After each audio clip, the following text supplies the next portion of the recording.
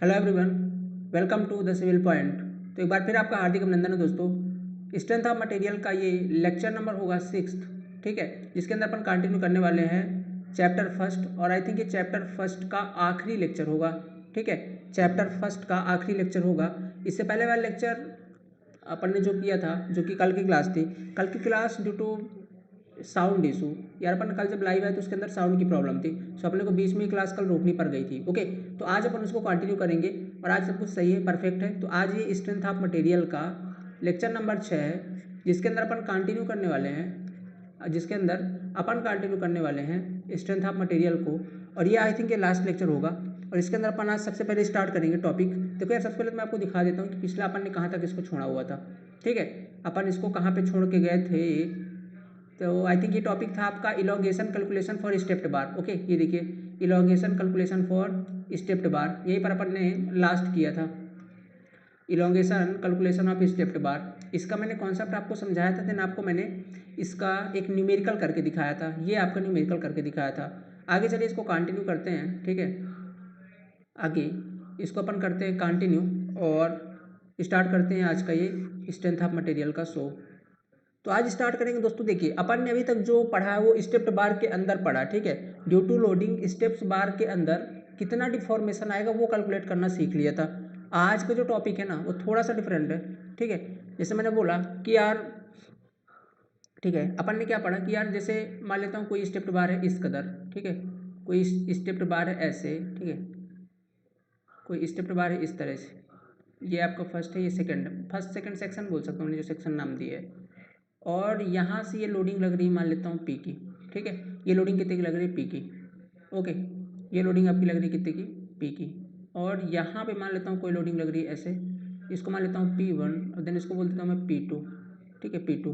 तो आपको इसके अंदर टोटल इलॉन्गेशन बताना था तो आप बता सकते थे, बिकॉज ऑफ जो टोटल डिफॉर्मेशन होता था वो क्या होता था, Δ1 प्लस Δ2, यही होता था ना। क्यों? क्योंकि देखिए इसके अंदर जो टोटल डिफॉर्मेशन आएगा Δ1 आएगा और इसके अंदर जो टोटल डिफॉर्मेशन आएगा वो Δ2 आएगा। तो Δ1 बराबर क्या निकालेंगे अपन, P1 L1 out of A1 E1, ठीक है। और इसके अंदर जो Δ2 निकालेंगे अपन, क्या निकालेंगे, P2 L2 out of A2 E2। सही है क्या? यही चीज निकालेंगे। और दोनों को अगर दोनों में फोर्स की डायरेक्शन सेम है, लाइक जैसे अगर बात करता हूँ P1 इसके अंदर देख रहे हैं तो टेंसाइल नेचर का है, अगर अपन इसका फ्लूइड डायग्राम बनाएंगे तो ऐसे बनाएंगे, इस तरीके से बनाएंगे। इसमें P1 इधर की ओर लगाएंगे और इसके अपोजिट में एक और P1 लगाएंगे, ये बताया था मैंने। और अगर अपन पहले वाले सेक्शन में चलते हैं तो इसका कैसा बनेगा, तो अपन खड़े हो जाएंगे यहाँ पे और देखेंगे इस सेक्शन में टोटल फोर्स, तो P1 लग रहा है टेंसाइल का, P2 लग रहा है कंप्रेसिव का। तो टोटल अगर अपन इसको P1 को बड़ा मानते हैं तो P1 माइनस P2, मैंने साइन तो अपन बड़ा वाला लेंगे, और P2 कंप्रेसिव का तो माइनस कर दिए। सेम चीज इधर भी होगी, P1 माइनस का P2। अब अगर देखें दोनों सेम नेचर के लिए अपन दोनों को डायरेक्टली क्या कर देंगे, ऐड कर देंगे और यहाँ से अपन निकालेंगे। इसका एरिया अपना A2 होगा, देन इसका एरिया अपना A1 होगा। इसकी मॉडुलस ऑफ इलास्टिसिटी E2 होगी, इसकी मॉडुलस ऑफ इलास्टिसिटी E1 होगी। ये सारी डाटा आपको गिवन होंगे। आपको सिंपली क्या करना होगा, आपको सिंपली जा करके कैलकुलेट करना होगा, दैट्स इट। ओके, आपको सिंपली क्या करना है, बस कैलकुलेट करना होगा। ओके, आपको सिंपली कैलकुलेट करके बताना होगा कि इसकी वैल्यू इतनी होती है। तो इस तरीके से आप कैलकुलेट करके डिफ्लेक्शन बता सकते हो। बट एक जो अगला केस है ना, ये थोड़ा सा मज़ेदार है। कैसे मज़ेदार है, बात इसमें ये है ना एक्चुअली में कि इसके अंदर डिफ्लेक्शन आपको होगा लेकिन शो नहीं होगा। बोले ये कैसी बात हो गई यार, अगर डिफ्लेक्शन होगा तो क्या हमें दिखाई क्यों नहीं देगा, है ना, ऐसे कैसे हो सकता है। तो ऐसे हो सकता है, मैं दिखाता हूँ अभी। जैसे मान लेता हूँ कि यार एक तरफ आपकी ये रिजिड वॉल है, क्या है, रिजिड वॉल। रिजिड का मतलब पता है क्या होता है, रिजिड का मतलब होता है जिसके अंदर डिफॉर्मेशन ना हो। जैसे एक केस आता है रिजिड मटेरियल का, क्या होता है, मैंने आपको स्ट्रेंथ ऑफ मटेरियल में पढ़ाया कि मटेरियल दो प्रकार के होते हैं। देन फर्स्ट होता है आपका रिजिड मटेरियल, दूसरा होता है आपका डिफॉर्मेबल मटेरियल, ठीक है। तो ये एक होता है रिजिड मटेरियल जिसके अंदर आप कितना भी लोडिंग करो, ठीक है, due to low deformation will not have, okay, deformation नहीं होगा, ठीक है। मतलब आप लोडिंग लगाओगे फिर भी डिफॉर्मेशन नहीं होगा। बोलोगे यार भैया क्या बात कर रहे हो, क्या ऐसा भी कोई मटेरियल होता है। बोले नहीं बाबू, ऐसा कोई मटेरियल होता नहीं है, क्योंकि आप लोग जानते हो यार दुनिया का हार्डेस्ट मटेरियल, कठोरतम मटेरियल कौन सा है, तो आप बोलोगे हीरा है, अपन लोग जानते हैं सबसे कठोर वही ना होता है। लेकिन इस हीरे को जब अपन एक्सकावेट करके निकालते हैं मतलब डायमंड माइन से, है ना, हीरो की खदानों से, तो ये कैसा शेप का, ऐसा ऐसा किसी भी शेप का रहता है, पर अपन लोग क्या करते हैं, इनको लेके जाते हैं, इसको बढ़िया सा घिस इसके बढ़िया सुंदर सुंदर शेप बनाते हैं ना, जैसे आपको चाहिए होता है, और क्या करते हैं बना करके, और अपन अपने लिए आभूषण गहने ये सब बना लेते हैं ना, बनाते हैं ना। तो अपन क्या किए, इसको हम लोगों ने इसमें डिफॉर्मेशन कर दिया ना, तो मतलब जो दुनिया का सबसे ज्यादा पदार्थ, कठोर पदार्थ, उसके अंदर भी हम लोगों ने डिफॉर्मेशन को ले आया ना। तो अपन डिफॉर्म तो कर सकते हैं हर मटेरियल को, तो फिर बोलोगे भैया ये किस प्रकार का रिजिड मटेरियल आप पढ़ा रहे हो, जो सबसे कठोर है उसके अंदर भी तो डिफॉर्मेशन हो रहा है, तो ये कौन सा मटेरियल है जिसके अंदर डिफॉर्मेशन नहीं होगा। तो बाबू ये मटेरियल नहीं होता, ये जस्ट एक कॉन्सेप्ट है, ठीक है, ये सिर्फ एक कॉन्सेप्ट होता है, ये प्रैक्टिकली पॉसिबल नहीं है, ठीक है, याद रखिएगा ये वर्ड, ये प्रैक्टिकली पॉसिबल नहीं है, ठीक है, प्रैक्टिकली पॉसिबल नहीं है। ओके बच्चा, जस्ट एक कॉन्सेप्ट, इसलिए अपन इसको पढ़ते हैं। तो ऐसे ही एक प्रकार की रिजिड दीवार है, मतलब अगर इसके अंदर किसी प्रकार का इधर डिफॉर्मेशन नहीं होने वाला। ओके मैं जस्ट ये समझाना चाहता था आपको। और इसी रिजिड वॉल के बीच में आपके एक, ठीक है, आपका एक स्टेप्ड बार फंसा हुआ है, ऐसे इस कदर से, ठीक है, इस कदर से, लाइक ऐसे आपका ये स्टेप्ड बार फंसा हुआ है। और ये रिजिड बाल के बार एक तरफ नहीं है, एक तरफ होती तो कोई इशू नहीं था, ये रिजिड बाल इस बार दोनों तरफ है। किधर तरफ है ये, दोनों तरफ है। अब बताइएगा मुझे, ठीक है, ये क्या है, यहाँ पे रिजिड बाल ही है, ठीक है, दोनों क्या है आपके रिजिड, ठीक है, रिजिड वॉल, इस बार रिजिड वॉल आपकी दोनों तरफ है, तो यहाँ भी रिजिड वॉल है और आपके ऊपर भी रिजिड वॉल है। ये आपका मान लेता हूँ फर्स्ट है, सेकंड है, इसके अंदर कुछ कुछ लोडिंग लग रही हैं। तो पहले लोडिंग कौन सी लग रही है आपकी, ये लोडिंग लग रही है आपकी पी, क्या लोडिंग लग रही है पी, ओके। और इस पी लोडिंग के कारण, अब मुझे एक बात बताइए, जब इसमें पी लोडिंग लगेगा तो ये रिजिड वॉल है, ये वाली आपकी रिजिड वॉल है ना पूरी, ये आपकी रिजिड वॉल है। तो रिजिड वॉल का मतलब क्या होता है, इधर शायद अगर इसमें लोडिंग लगेगी ये वाले पार्ट में, तो क्या होगा, जब इस पर लोडिंग लगेगी तो ये इधर की तरफ मूव करने की कोशिश करेगा, इधर की तरफ, तो क्या ये करने देगा आसानी से, तो यार नहीं करने देगा। क्यों नहीं करने देगा, इधर की तरफ तो मूव नहीं करने देगा ना ये नीचे की तरफ, क्योंकि एकदम रिजिड है, तो क्या देगा, एक रिएक्शन देगा। जब कोई चीज़ आपको आप मूव नहीं करने देते हो तो आप रिएक्शन देते हो। जैसे कि मान लेता हूँ आपके सर पे मैं रख देता हूँ बोरी, ये हो आप, ठीक है, ये हो आप, और आपके सर पे मैं रख देता हूँ बोरी, एक कोई बैग रख देता हूँ सीमेंट का, ओके, सीमेंट का। तो एक बात बताओ, और आपको, आप एक स्टेट हो, आपको बोला गया कि आप बैठोगे नहीं, आपके ऊपर मान लीजिए 2 बैग धर देता हूँ, 2 बैग रख देता हूँ मैं, ठीक है, 2 बैग। आप बताओ आपके ऊपर ये 50 kg का, और ये टोटल कितने केजी हो गया, 1 क्विंटल का, 1 क्विंटल का वजन आ गया। अब आपको बोला आप बैठना नहीं है, तो आप कब नहीं बैठोगे, जब आप इसके वेट को रजिस्ट करोगे, मतलब वजन तो आपके ऊपर नीचे की तरफ लग रहा है और आप इसके अगेंस्ट फोर्स लगाओगे, तब आप स्थायी रह सकते हो, तब आपके अंदर डिफॉर्मेशन नहीं होगा। सेम चीज वॉल्स के अंदर होती है कि ये जो वॉल्स है ना आपकी, ये कब स्थायी होंगी, ये कब स्टेबल हो पाएंगी, ये तब स्टेबल रह पाएंगी जब ये इसके इस फोर्स जो आपका पी इधर लग रहा है उसके अगेंस्ट क्या देंगे, रिएक्शन। तो ये आरसी का रिएक्शन मान लेते हैं कैसा दे रही है। अब आप बोलोगे यार आरसी क्यों माना, क्योंकि यार ये जो पहला क्रॉस सेक्शन है इसको अपन ने ए माना हुआ है, तो ऐसी बात है, तो पहले क्या नहीं बताया, तो बता रहे हैं यार, थोड़ा सब्र तो कर लो।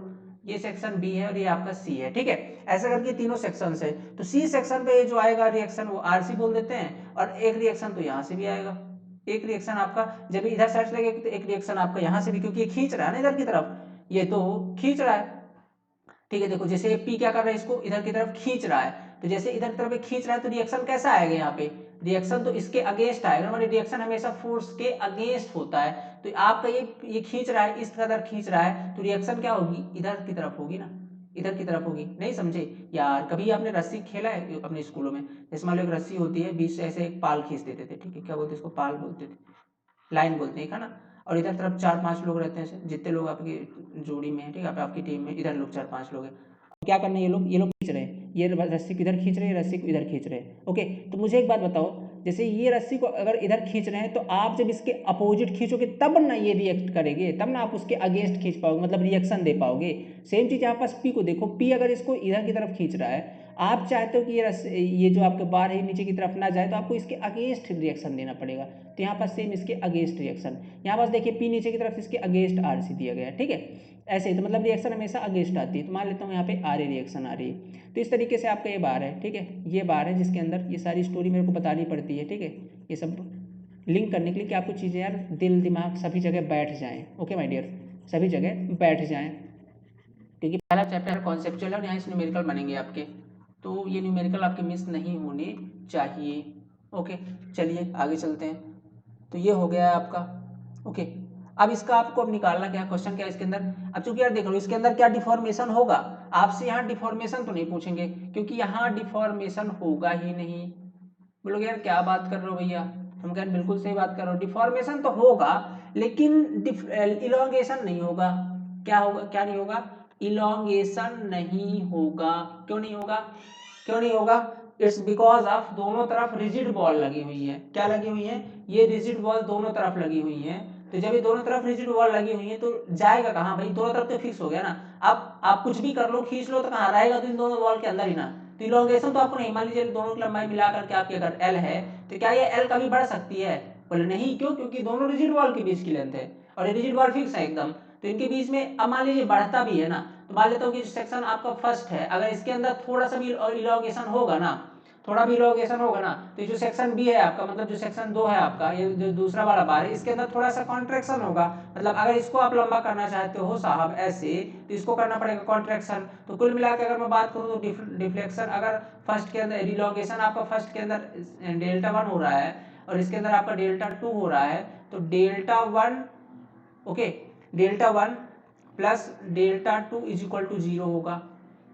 Delta 1 plus delta 2 is equal to 0, क्यों, क्योंकि अगर डेल्टा 1 के मतलब डेल्टा 1 आपका अगर पॉजिटिव आएगा, मतलब इसके अंदर इलोंगेशन होगा, तो डेल्टा 2 आपका सीधी सी बात है कि निगेटिव आएगा, तभी तो ये दोनों बैलेंस होंगे। तो डेल्टा 2 क्या आएगा आपका कंप्रेसिव, ये कंप्रेस होगा तभी तो इलोंगेट होगा ना, तो इसकी वैल्यू निगेटिव होगी, तो निगेटिव और पॉजिटिव जुड़ करके जीरो बनाएंगे, तो हमेशा इसकी वैल्यू इस केस में जीरो आएगी। तो आपसे डिफॉर्मेशन तो नहीं पूछेगा वहां पे क्योंकि ये तो जीरो हो रही है, तो भाई साहब पूछेगा क्या आपसे, तो बोलो भैया सीधी सीधी बात बताओ ना यार, पूछेगा क्या, तो पूछता है वहां पे आपसे आर ए और आर सी, इनका रिएक्शन पूछ लेता है, और इसको सॉल्व करने के लिए थोड़ा सा हमको लगाना पड़ता है दिमाग। बोले कौन सा दिमाग, चलो स्टार्ट करते हैं। तो सबसे पहले अपन लगाएंगे इनके अंदर, पता है कौन सा, सबसे पहले अपन इनके अंदर लगाएंगे, ओके, तो अपने को निकालना क्या है यहाँ पे, अपने को निकालना है, बता देता हूँ क्वेश्चन में आपको, find out the stress on particle A and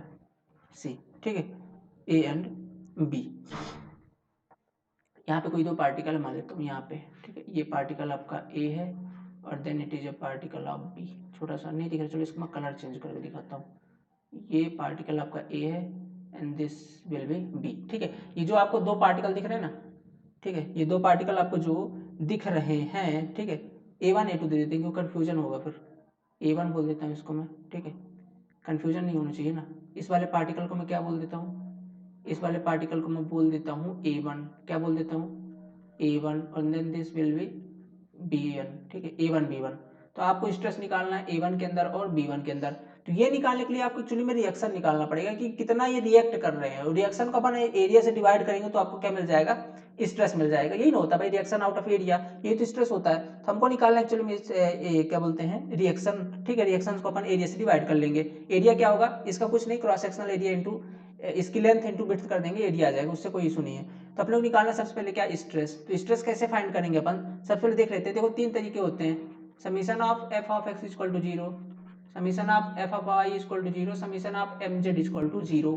अब देखिए माय डियर, ये जो समीशन ऑफ एम जेड है, summation of F of X, summation of F Y, ये क्या है, ये दिखाते हैं, ये स्टैटिक इक्विलिब्रियम का इक्वेशन है, किसका, स्टैटिक इक्विलिब्रियम, इसका इक्वेशन है, ठीक है, स्टैटिक इक्विलिब्रियम का इक्वेशन है ये, ओके। इसका मतलब ये है कि ये प्रूफ करता है कि जो आपकी बीम है ये स्टेबल है, इसमें जो summation of F x axis के अबाउट लगने वाले सभी फोर्सेस का जो समीशन होगा जीरो होगा, वाई एक्सिस के अबाउट लगने वाले सभी फोर्सेस का समीशन जीरो होगा, और जेड एक्सिस के अबाउट लगने वाले सभी फोर्सेस का समीशन जीरो होगा। तो हम यहाँ पे देख पा रहे हैं कि यहाँ पास तो केवल और केवल एक्स एक्सिस के अबाउट नहीं, वाई एक्सिस के अबाउट लोडिंग लग रही है, मतलब ये जो आर ए है, ये जो आपका पी है, ये जो पी लग रहा है, और ये आपका आर सी, ये तो केवल वाई एक्सिस के अबाउट है। क्या एक्स एक्सिस के अबाउट कोई लोडिंग है, बोलोगे नहीं है, तो अपन क्या करेंगे, सिंपली यहाँ पे एक ही चीज़ लगा सकते हैं, summation of F of Y equal to 0, that's it. तो इस केस में देखेंगे अपन जो अपर साइड लगने वाले फोर्स मानी इस डायरेक्शन में इनको पॉजिटिव ले लेंगे और इसके विपरीत निगेटिव ले लेंगे, तो ये R A plus R C क्योंकि दोनों सेम डायरेक्शन पे है, और माइनस का पी हो जाएगा, ठीक है। R A plus R C minus P, R A plus R C और माइनस का P is equal to 0, then R A equal plus R C equal to P, P करने कर दिया पक्षांतरण, ओके। तो ये हो गया आपका इक्वेशन फर्स्ट। यार अब एक बात बताओ, R A plus R C हमारे पास एक इक्वेशन है, क्या हम इसको यहाँ से सॉल्व कर सकते हैं? बताइए, क्या हम यहाँ से इसको सॉल्व कर सकते हैं? दो अननोन है, ठीक है, और एक इक्वेशन है, मतलब आर ए फाइंड करना है और आर सी, पी की तो वैल्यू आपको दी रहेगी क्वेश्चन के अंदर, पी की तो वैल्यू दी रहेगी, आर ए और आर सी फाइंड करना है अपने को, और एक इक्वेशन है, फाइंड नहीं कर सकते, एक और इक्वेशन ढूंढना पड़ेगा। तो यहाँ पास अब देखो, ये जो है ना, इस इक्वेशन को सॉल्व करने की, इस मेथड, इसको सॉल्व करने के लिए हमको एक और इक्वेशन की जरूरत पड़ रही है। क्या इसकी जरूरत पड़ रही है? एक और इक्वेशन की। ये जो एक और इक्वेशन अभी अपन लेके आएंगे ना, इसी इक्वेशन को बोलते हैं कंपैटिबिलिटी इक्वेशन। क्या बोलते हैं माय डियर? Compatibility equation. तो याद रखिएगा कि जब भी किसी ऐसे स्ट्रक्चर को सॉल्व करने के लिए जो कि डायरेक्टली सॉल्व नहीं हो रहे हैं, उनको सॉल्व करने के लिए किसी एक्स्ट्रा इक्वेशन की जरूरत पड़ती है, उसे अपन कंपैटिबिलिटी इक्वेशन। क्या बोलते हैं बाबू? कंपैटिबिलिटी इक्वेशन, ठीक है। तो चलिए कंटिन्यू करते हैं, आप कंपैटिबिलिटी इक्वेशन लगाते हैं यहाँ पे। अब यहाँ पे क्या होगा कंपैटिबिलिटी इक्वेशन? सबसे पहले इसका क्या करेंगे अपन, एक बात अपन जानते हैं यहाँ पे, क्या मैंने बताया ना कि इसका जो नेट डिफ्लेक्शन है वो तो क्या है? 0 है। नेट डिफ्लेक्शन तो 0 है ना, क्योंकि यार बाबू सीधी सी बात है ना, ये जो आपके फर्स्ट वाला पार्ट है, ठीक है, जो फर्स्ट वाला पार्ट है उसके अंदर यदि इलॉन्गेशन होगा तो दूसरे के अंदर कॉन्ट्रैक्शन होगा, तो एक में अगर पॉजिटिव डिफ्लेक्शन आ रहा है तो दूसरे में आपका निगेटिव डिफ्लेक्शन आना तय है, ठीक है। तो दोनों मिलकर के 0 बन जाएंगे भाई, पॉजिटिव निगेटिव जोड़ोगे 0 होगा ना, तो दोनों निगेटिव 0 आएंगे, तो मतलब नेट डिफ्लेक्शन क्या है आपका? लिखेंगे यहाँ पे अपन एक चीज, we know that net deflection, okay, the net deflection is 0, is 0, ठीक है। ये क्या है आपका? 0 है। मतलब क्या है कि delta 1 plus delta 2 equal to क्या है? 0 है। बस मिल गया हमको एक कंपैटिबिलिटी इक्वेशन। तो ऐसे इक्वेशन जिन्हें अपन कुछ स्ट्रक्चर को सॉल्व करने के लिए यूज करते हैं उन्हें कंपैटिबिलिटी बोलते हैं। लाइक आपका ये हो गया, ठीक है। और भी कई सारे होते हैं, अभी तो पढ़ेंगे, पर ये फिलहाल आप समझ सकते हो, इसी कंपैटिबिलिटी इक्वेशंस बोलते हैं, ठीक है। जिनको अपन स्टैटिक इक्विलिब्रियम से सॉल्व नहीं कर पा रहे, जैसे अपन यहाँ पे नहीं लगा पाए ना, हमारे पास एक ही लगा पाए अपन, समीशन ऑफ वाई, अभी और एक्स्ट्रा जरूरत पड़ी थी, इन्हीं कंपैटिबिलिटी बोल देते हैं, ठीक है। चलिए अब देख लेते हैं यहाँ से। अब इसको अपन सॉल्व करना, तो अपन सबसे पहले क्या करेंगे, इसका फ्री बॉडी डायग्राम बनाएंगे। तो बनाएंगे एफ बी डी के अंदर था कुछ सेम, तो वो जो पहला वाला था ना बार, उसको मैं ऐसे बना देता हूँ, ये अपना पहला वाला बार था ऐसा, ठीक है। और ये बना देता हूँ दूसरा वाला, पतला था, तो मैं इसको ऐसे बना देता हूँ। ये आपको फर्स्ट वाला है, ये आपका सेकेंड वाला है। इसके अंदर बनाते हैं अपन इसके डिस्टेंस। तो इधर की तरफ देखो आरसी लग रहा है आपका, इधर की तरफ आपका आरसी लग रहा है ऐसे। तो जब ये आर ए, ठीक है, आर ए लग रहा है, आर ए लग रहा है, तो जब यहाँ पे अपन खड़े थे, यहाँ पे आर ए लग रहा है, तो सीधी बात से ये स्टैटिक इक्विलिब्रियम में, तो इसके अपोजिट भी यहाँ पे आर ए लग रहा होगा, डाउट लग रहा होगा, ठीक है, यहाँ पे आपका लग रहा होगा। और यहाँ पे देख लेते हैं थोड़ा सा ड्राइंग के अंदर, ठीक है, देखो यहाँ पे ड्राइंग के अंदर इस वाले केस में यहाँ पे तो आर ए लग रहा था, आप यहाँ पे खड़े थे तो आपने देखा आर ए लग रहा है, उसका अपोजिट लगा दिया। अब मान लेते हैं कि आप आ जाते हो इधर वाले सेक्शन पे, आप सेक्शन पकड़ने, दैट्स आप यहाँ पे भी आगे कोई इशू नहीं है। फिर इधर देख लीजिए, तो क्या हो जाएगा आपका P या आर ए, दो में बात फंस जाएगी, या तो आप P को बड़ा मानिए, या तो आर ए को मानिए। आर ए को मानेंगे तो आर ए में P को घटा दीजिए, या तो P को मानेंगे तो आर ए में। इस पंचायत से ज्यादा बेटर कि आप ये वाला सेक्शन ले लो, किनारे वाले सेक्शन लेने हैं, दैट्स इट। तो जो दूसरा वाला सेक्शन लेंगे, इसमें आपका आरसी कंप्रेशन नेचर का लग रहा है ना, बस पकड़ लीजिए इसको। तो यहाँ पे लगा देंगे अपन आरसी, इधर साइड से लग रहा है, पहले से देखा है अपन ने, इधर साइड भी लगा देंगे आरसी, ओके, आरसी इधर भी लगा देंगे। तो ये आपका दूसरा सेक्शन हो गया, ये आपका पहला सेक्शन था, ठीक है, आरसी इधर से लग गया। अब अपन यहाँ से निकाल सकते हैं, यहाँ से अपन निकाल सकते हैं इनका क्या, डेल्टा। तो इसका डेल्टा क्या होगा आपका आर ए, ठीक है, आर ए तो लोडिंग हो गई, ओके। आर ए इसकी लेंथ कितनी मान लेता हूँ मैं, ये L1 लेंथ है इसकी, कितनी लेंथ है ये, R A L1 out of A1 E1, इसका क्रॉस सेक्शनल एरिया A1 है, इसका मॉडुलस ऑफ इलास्टिसिटी E1 है, ये हमको दिया रहेगा, इस पे नो डाउट ये हमको दिया रहेगा। ये आपका L2 है, तो ये क्या हो जाएगा आपका, इसको डेल्टा 1 बोल देता हूँ, इसको डेल्टा 2 बोल देता हूँ, तो ये हो जाएगा आपका RC L2 with respect to, ठीक है, A2 ठीक है। तो ये आ गया डेल्टा, ये आ गया आपका डेल्टा 1, ठीक है, ये आपका डेल्टा 1। ओके, अब देखिए यहाँ से, चलिए अब आपको पूछा क्या था, अब आपको पूछा था स्ट्रेस एट पॉइंट ए। तो जब ए पॉइंट कहाँ पे था, यहाँ पे था, तो इसके लिए स्ट्रेस क्या है आपका, आर ए फोर्स है ना, फोर्स तो अपन निकाल लिया आर ए। तो आर ए आउट ऑफ क्या निकालना है, स्ट्रेस पॉइंट पे किससे डिवाइड कर देंगे, इसके एरिया से, एरिया किसका A1 है, तो A1 आ गया, तो सिग्मा ए मिल गया आपको, ठीक, sigma A1 stress at A point मिल गया। अपन A1 बोल रहे थे ना इसको, इस वाले पॉइंट को A1 बोल रहे थे, A1 हो जाएगा। इस तरीके से इस पे बात करूँ, यहाँ पे एक B1 पॉइंट था जिसको अपन ने B1, अब मेरे को सिग्मा B1 निकालना, क्या करूँगा, RC बटा RC बटे का B1 एरिया इसका, ठीक है, एरिया B1 बोल A2 बोल देते हैं, चलो A2 एरिया, A2 ऐसे डिनोट करते हैं ना एरिया को, A2 बोल देता हूँ, क्यों आप, ठीक है, क्या बोल देते हैं इसको, मैं A2 बोल देता हूँ, तो ये A2 हो गया। तो इसके लिए A2, तो ये इस तरीके से आपका सिग्मा A2 निकला, ठीक है। अरे यार क्या हो गया, सॉरी क्या laptop, okay okay okay okay, just wait guys. देखिए हमको निकालना है क्या, सिग्मा B1 मतलब बी पॉइंट पर अपने को निकालना है स्ट्रेस, और स्ट्रेस क्या होता है अपना लोड पर यूनिट एरिया, और इसका एरिया क्या है A2 है, देन ये A2, ये होगा आपका क्या, स्ट्रेस एट पॉइंट B, ठीक है। तो इस तरीके से आप स्ट्रेस फाइंड कर सकते हो। बोले यार भैया ये तो बड़ा आसान था, मैं बिल्कुल आसान था, है ना, समझने की देर थी, दैट्स इट। ओके, तो जब आपको RA और RB मिल जाए ना, जब आपको RA और RB की वैल्यू क्लियर मिल जाए, देन आपको क्या करना है, बस आपको स्ट्रेस फाइंड कर लेना है, सिंपल, ठीक है। आपको स्ट्रेस और स्ट्रेस फाइंड कर लेना है। अब ये आर ए और आर बी कहाँ से मिलेंगे, आर ए और आर बी कहाँ से मिलेंगे, तो सिंपल है यार, आर ए आर बी निकालने के लिए दो इक्वेशन हो गए ना हमारे पास। तो अभी देखो पहली इक्वेशन तो अपने पास है R A plus R C का, ये वाला पहला इक्वेशन इक्वल टू पी, और जो सेकंड इक्वेशन है कौन सी, del one plus del two equal to zero. अब डेल वन की जगह में क्या रख देंगे अपन, ये जो निकाले हैं अपन, क्या निकाले हैं, R A L one out of A1 E1 plus delta two equal to RCl2 out of A2 E2 is equal to zero. तो ये इक्वेशन हो गया सेकेंड। अब आपको लगेगा यार भैया ये A1 E1 ये तो और ज़्यादा वैल्यूज आ गई, तो देखो माय डियर, इसमें L1 को आपको न्यूमेरिक वैल्यू दी रहेगी, L2 भी न्यूमेरिकल वैल्यू रहेगी, A1 E1 ये सारे न्यूमेरिकल रहेंगे, तो फिर वो न्यूमेरिकल के फॉर्म पे RA और RC के फॉर्म पे ही भी इक्वेशन बन जाएगा, ठीक है। लास्ट में आपका RA और RC के फॉर्म पे इक्वेशन बन जाएगा, और यहाँ पास भी RA और RC के फॉर्म पे है। तो अब इन दोनों को जो आपकी इक्वेशन इनको सॉल्व कर सकते हैं आप, किससे भाई, आपने जो 10th के अंदर पढ़ रखा है, विलोपन, प्रतिस्थापन, है ना, ये सब मेथड से आप इनको सॉल्व करके आर ए आर सी की वैल्यू फाइंड कर सकते हैं, और इस तरीके से डिवाइड करके स्ट्रेस फाइंड कर सकते हैं। तो एक ये क्वेश्चन पूछा जाता है, इसलिए मैंने इसको समझा दिया।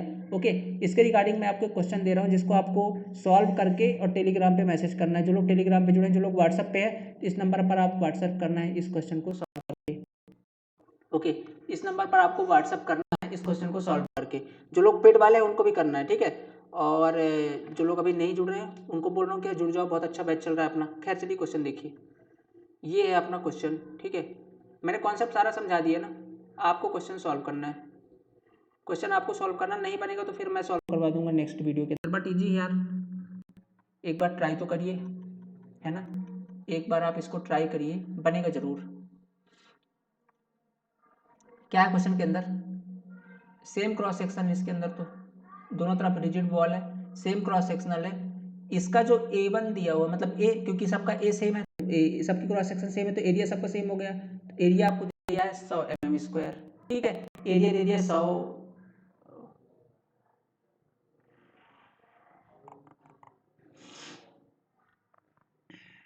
ठीक है। एरिया कितना दिया हुआ, एक मिनट,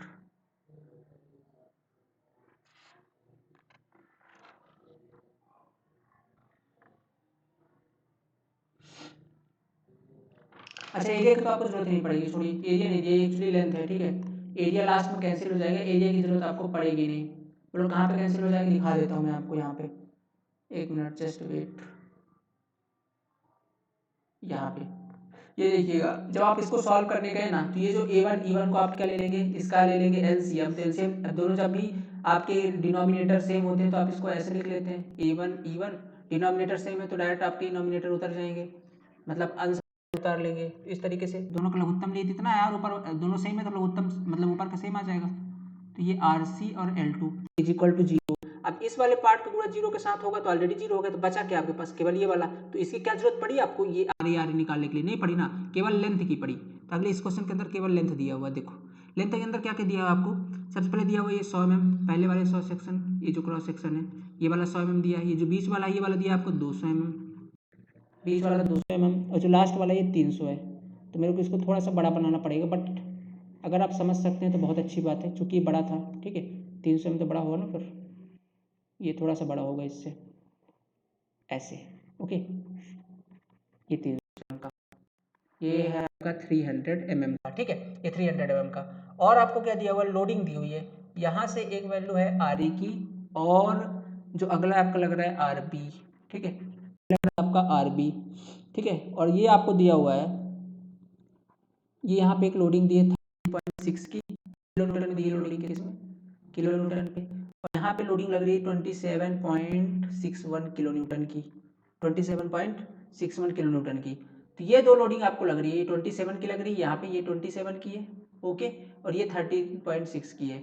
अब आपको निकालना क्या है, फाइंड करना है आपको, फाइंड करना है RE and RB, RA and RB आपको फाइंड करना है, ठीक है। ये आपका क्रॉस सेक्शन है, A है, आपका B है, यहाँ पे जो है RB लग रहा है, RB फाइंड करना है, देन आपको RA फाइंड करना है, ये दोनों वैल्यू आपको फाइंड करनी है, ठीक है। और फाइंड करके इस नंबर पर मैसेज करना है, ठीक है, जिनसे हो जाए बढ़िया तरीके से मैसेज करिए, ओके, जिनसे ना वो बताइएगा, अगले पे ट्यून करवा देंगे। अब इसके बाद अपना अगला टॉपिक आता है, अगला टॉपिक है अपना कंपोजिट बार्स का।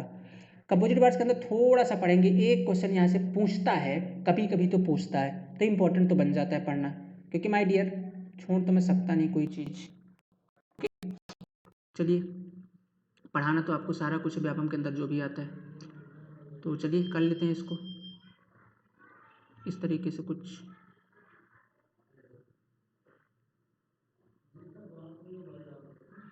इस तरीके से, ठीक है, ओके, ये ठीक है, ये आपका एक कंपोजिट, कंपोजिट का मतलब है दो बार्स को आपस में आप मिला दो, उसको बोलते हैं कंपोजिट बार।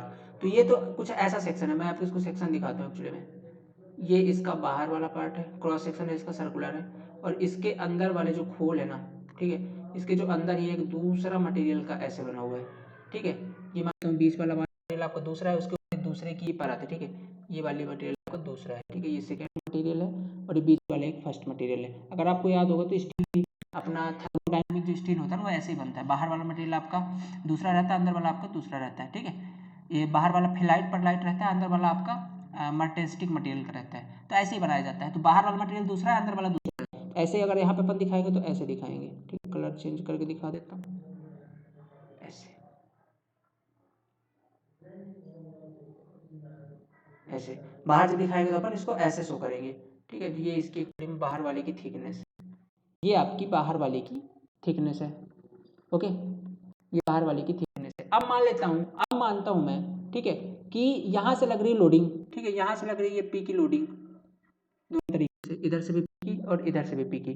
तो आपकी जो पहला वाला मतलब ये अंदर वाला मटेरियल को फर्स्ट बोलता हूँ मैं, और बाहर वाले को मैं सेकेंड बोलता हूँ। तो इनके अंदर कितना स्ट्रेस जनरेट होगा, कितना कितना डिवाइड होगा, और वो किस चीज़ पे डिपेंड करेगा, इनकी बात करने वाले हैं अपन, ये अपन लोग निकालना है, ठीक है। हेडिंग डालेगा अपन लोग कंपोजिट सेक्शन, सेक्शन, ठीक है, कंपोजिट सेक्शन।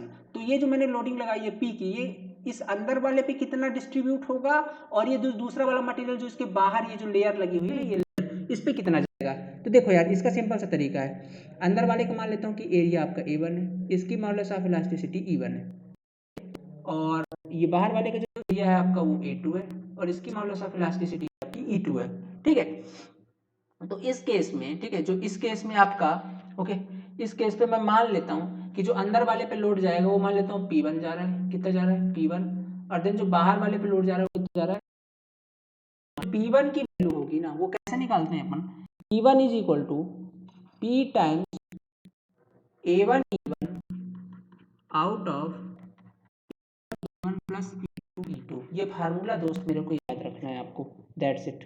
और अगर मैं P2 की बात करूँ तो same P multiply times A2 E2 out of A1 E1 plus A2 E2, ये आपको दो फार्मूले यहाँ से याद रखने हैं, दैट्स इट। ठीक है, ये दो फार्मूले आपको याद रखने बहुत इंपॉर्टेंट है, क्वेश्चन कभी कभी यहाँ से पूछता है कंपोजिट सेक्शन के। ओके, तो इस तरीके से आपको कंपोजिट सेक्शन के लिए याद रखना है। अब बात कर लेते हैं stress due to temperature. Important topic है, नया टॉपिक है। ठीक है, चलेंगे इसके अंदर, बहुत मजा आएगा आपको पढ़ने में। चलिए चलते हैं, stress due to temperature. Temperature कितना स्ट्रेस जनरेट हुआ, स्ट्रेस ड्यू टू टेम्परेचर।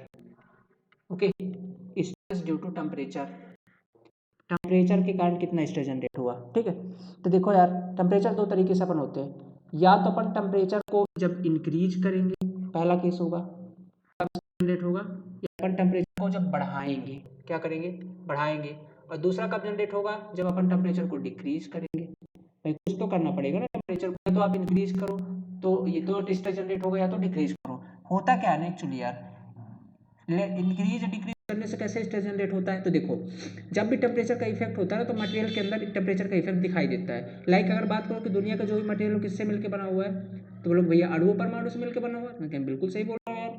तो ये जो अणु परमाणु होते हैं ना, इनके आपस में कुछ संबंध होते हैं, ये एक फोर्स के द्वारा आपस में बंधे होते हैं। ये जो परमाणु आपस में किस फोर्स के द्वारा, उसको बोलते हैं इंट्रामोलिक्यूलर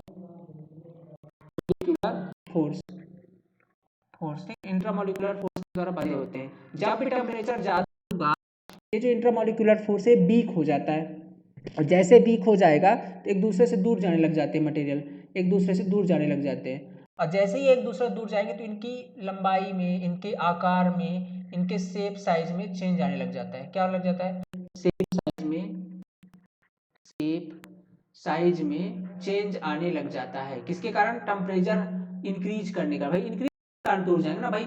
वीक कब होता है फोर्स, वीक कब होता है, जब आप टेम्परेचर बढ़ा रहे होंगे, है ना। वीक कब होता है, जब आप टेम्परेचर बढ़ा रहे होंगे। इसका सबसे बढ़िया से एग्जांपल क्या है, आपने पानी गर्म किया होगा कभी भी घर के अंदर, जब चाय बनाई तो देखा होगा, पानी अगर हम बॉईल करते हैं तो पानी अभी किस कंडीशन पे है, लिक्विड कंडीशन पे है। जब आप इसको टेम्परेचर देते हैं, मानिए आप बॉईल करते हैं, गैस जलाते हैं, तो क्या होता है कि ये जो पानी होता है ना, ये लिक्विड से किस कंडीशन में कन्वर्ट हो जाता है, गैस के अंदर। भाई गैस देखते हो यहाँ से निकलती रहती है गैस, तो गैस के अंदर कन्वर्ट हो जाता है, पानी गैस बनकर उड़ जाता है। तो ऐसा क्यों हुआ, क्योंकि जो पानी की और लिक्विड की जो मॉलिक्यूल्स है ना, वो जिस फोर्स से बंधे थे, जब टेम्परेचर में फोर्स छूट गया और मॉलिक्यूल एकदम फ्री हो गए, कि जब इसके बीच बॉन्डिंग थी, बॉन्डिंग इनको आपस में रखी थी, जैसे छूटी गैस छूटने लगा, वॉल्यूम आकार बदल गया ना भाई, गैस का आकार वैसे मतलब गैस की जो वॉल्यूम होता है ज़्यादा होता है, समझ रहे हो ना, एज कम्पेयर टू लिक्विड। तो सेम चीज़ होती है। ओके, ये चीज़ मैं आपको समझाना चाहता हूँ कि टेम्परेचर का प्रभाव क्या होता है, टेम्परेचर करंट कैसे स्ट्रेस जनरेट होगा और कितना स्ट्रेस जनरेट होता है। ठीक है, तो पढ़ने वाले हैं पर stress due to temperature, important topic है, आता है कभी कभी क्वेश्चन आता है। ठीक है, चलिए कर लेते हैं कभी। ओके, कलर कर लेते हैं चेंज, देन चलते हैं अपन आगे। समझ में आ रही होंगी चीजें, एक बार बताया करो, आप लोग कमेंट बॉक्स में बताया करो। ठीक है, इस मान लेते हैं पहला केस आप समझिएगा। सबसे पहली चीज क्या होती है कि टेम्परेचर के कारण टोटल डिफ्लेक्शन कितना आता है, पहली चीज तो ये समझ लेते हैं। मान लेता हूँ कि आपकी एक बार है जो कि किसी सरफेस पे रखी हुई है। ठीक है, ये सरफेस है, ये सरफेस है जिसके ऊपर अपनी ये बार रखी हुई है। ठीक है, ये अपनी एक क्या है, बार है। ठीक है, ये आपकी एक बार रखी हुई है। आपने क्या किया, सडनली आपने टेम्परेचर बढ़ा। ठीक, आपने टेम्परेचर क्या किया, बढ़ा दिया, डेल्टा टी से बढ़ाया। कितने से बढ़ाया, डेल्टा टी से आपने टेम्परेचर इंक्रीज कर लिया। जैसे ही आप टेम्परेचर बढ़ा रहे हैं तो इसके आकार में परिवर्तन हो जाएगा, तो क्या हो जाएगी, इसकी लंबाई थोड़ी सी बढ़ गई। भाई जैसे बढ़ाएगा टेम्परेचर बढ़ाने से मटेरियल की लेंथ बढ़ जाती है ना। कैसे अभी समझाया ना मैंने। भैया अगर मान लीजिए कोई सॉलिड है, अब इसके मॉलिक्यूल एकदम अच्छे से पकड़े हुए हैं, अब आप टेम्परेचर दोगे तो क्या होंगे, मॉलिक्यूल दूर दूर जाने लग जाएंगे। जैसे दूर जाएंगे उसके क्या साइज बढ़ जाएगा, यहाँ पे होती है ना, डिफॉर्मेशन आने लग जाता है ना। तो इसमें डिफॉर्मेशन कितने का आएगा, मान लेता हूँ डेल्टा टी का। बोलो भाई डेल्टा टी क्यों, इट्स बिकॉज टेम्परेचर के कारण आ रहे हैं डेल्टा टी। तो डेल्टा टी की वैल्यू कितनी होती है, ये इंपॉर्टेंट है। ठीक है, इस डेल्टा टी की वैल्यू कितनी होती है। ठीक है, तो देखते हैं डेल्टा टी की वैल्यू कितनी होती है। तो ये जो डेल्टा टी की वैल्यू होती है, ये होती है एल अल्फा डेल्टा टी। कितनी होती है, एल अल्फा। ठीक है, एल अल्फा, ठीक है, डेल्टा टी। ठीक, एल अल्फा डेल्टा टी, इतना का रिफ्लेक्शन आ जाता है किसके अंदर, बार के अंदर, ड्यू टू अगर अपन डेल्टा टी टेम्परेचर इंक्रीज कर दे तो। ठीक है, अगर अपन डेल्टा टी टेम्परेचर इंक्रीज कर दें तो इतने का डिफ्लेक्शन आ जाता है इसके अंदर। ओके, इतने का डिफ्लेक्शन आ जाता है। अच्छा, ऐसा होता है क्या? हम कहें बिल्कुल ऐसा ही होता है। तो ये तो बात हो गई नॉर्मल केस में, अगर आपने कहीं पर रख दिया बार को और आपने इंक्रीज किया, क्या यहाँ पे कोई स्ट्रेस जनरेट होगा? मुझे बताइएगा, क्या यहाँ पे कोई स्ट्रेस जनरेट होगा? स्ट्रेन कितना आया? बेटा आपने इंक्रीज किया ना, तो स्ट्रेस कितना आया, स्ट्रेन कितना आया? तो मेरे भाई मेरी बात सुनना, स्ट्रेस क्या होता है? Internal resistance per unit area होता है। तो क्या यहाँ पे कोई रेजिस्टेंस उत्पन्न हुई क्या? जैसा अपन जब टेम्परेचर बढ़ा रहे थे, तो बोलेंगे नहीं हुई यार। रेजिस्टेंस कब उत्पन्न होती? जब कोई सब मतलब कोई रोकने वाला हो। यहाँ पे जब ये हो रहा, जब इसके लेंथ में चेंज आ रहा था, तो क्या कोई रोकने वाला था? ये तो फ्री एक्सपांड कर रहा था जिधर मन करे, ठीक है, मन मस्त मौला इंसान की तरह इधर उधर फैल रहा था आराम से। तो क्या कोई रोकने वाला था? कोई रजिस्ट करने वाला था? नहीं था। तो स्ट्रेस इस केस में उत्पन्न नहीं होगा। स्ट्रेस कब उत्पन्न होता है? जब कोई रजिस्टेंस ऑफर्ड हो वहाँ पे। तो यहाँ पे क्या कोई रजिस्टेंस था? नहीं था, तो स्ट्रेस तो जीरो हो गया। अच्छा, स्ट्रेन क्या होता है? Change in length with respect to original length. मान लेता हूँ पहली लेंथ इसकी कितनी थी? ओरिजिनल लेंथ एल थी। कितनी थी? एल थी। तो चेंज इन लेंथ कितना हुआ है? डेल्टा टी से बढ़ा गया लेंथ, तो आपका ये डेल्टा टी, ठीक है, क्या गया?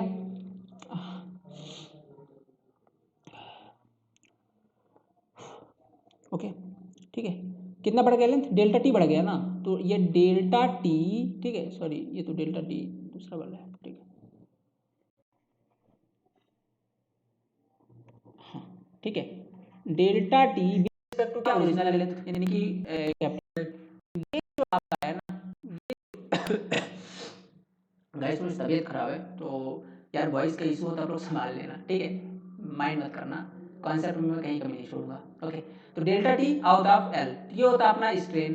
अब देखो स्ट्रेन क्यों आया इतना? क्योंकि इतनी लेंथ चेंज हुई, उसको अपन ओरिजिनल लेंथ से डिवाइड करें तो स्ट्रेन होता है।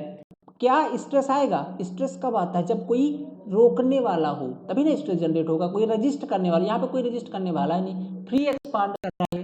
क्या कर रहा है? ये एक्सपांड कर रहा है, ठीक है, ये फ्री एक्सपांड कर रहा है, तो यहाँ पर किसी प्रकार का स्ट्रेस जनरेट नहीं होगा। तो बोलोगे यार भैया फिर तो गड़बड़ हो गया। बोले क्या गड़बड़ हो गया? हुक्स लॉ ने क्या कहा? अकॉर्डिंग टू हुक्स लॉ, आपके मन में सवाल आ सकता है ना भाई, अकॉर्डिंग टू हुक्स लॉ, ठीक है, according to Hooke's law, Hooke's law ने क्या बोला है? Stress is directly proportional to strain. यही ये प्रोपोर्शनलिटी हटाएंगे, एप्सिलॉन, ठीक है, स्ट्रेन है ये एप्सिलॉन, इसको हटाएंगे तो ई को लेके आएंगे। ई क्या है? Young modulus of capacity. यहाँ से अगर अपन निकालते हैं, ठीक है, यहाँ से अगर अपन निकालते हैं तो ये क्या हो जाएगा आपका? ये एप्सिलॉन स्ट्रेन की वैल्यू क्या हो जाएगी आपकी? स्ट्रेन की वैल्यू, सॉरी हाँ, स्ट्रेस। तो अकॉर्डिंग टू हुक्स लॉ आपका जो स्ट्रेस क्या होना चाहिए? ई टाइम्स ऑफ एप्सिलॉन। एप्सिलॉन की वैल्यू हमको क्या दी है यहाँ पे? एप्सिलॉन निकाली, डेल्टा इसमें क्या करिएगा? ई का मल्टीप्लाई कर दीजिएगा, ठीक है, E multiply by delta T out of L. Okay, E into, भाई मैंने पुट कर दी ना वैल्यू, एल की वैल्यू मेरे को पता है delta T out of L, तो मैंने यहाँ पास जस्ट इसको पुट कर दी है। तो ई टाइम्स ऑफ, यार कलर में मज़ा नहीं आ रहा, यही ठीक है, ठीक है, ई का मल्टीप्लाई किया डेल्टा टी वैल्यू कितनी है? एल अल्फा डेल्टा टी, यहाँ से देख सकते हो आप। तो ये एल अल्फा डेल्टा टी बटे का ये एल से हो गया कैंसिल, तो यहाँ आ गया अल्फा डेल्टा और इंटू ऐसे। तो आपका ये था स्ट्रेस। अगर आप स्ट्रेन आ रहा है लेकिन हाँ तो ये है काम करेगा, बिल्कुल बिल्कुल my dear, Hooke's law is not valid in the case of temperature rises और फॉल। ओके, तो यहाँ पर ये बिल्कुल गलत है, ठीक है, क्योंकि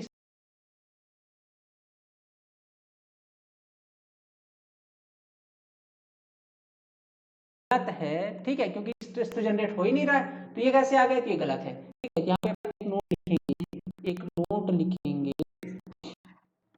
hooks law is not valid, is not valid in case of temperature rise और फॉल। टेम्परेचर राइज और फॉल के केस में आपका आपका Hooke's law valid. Just second,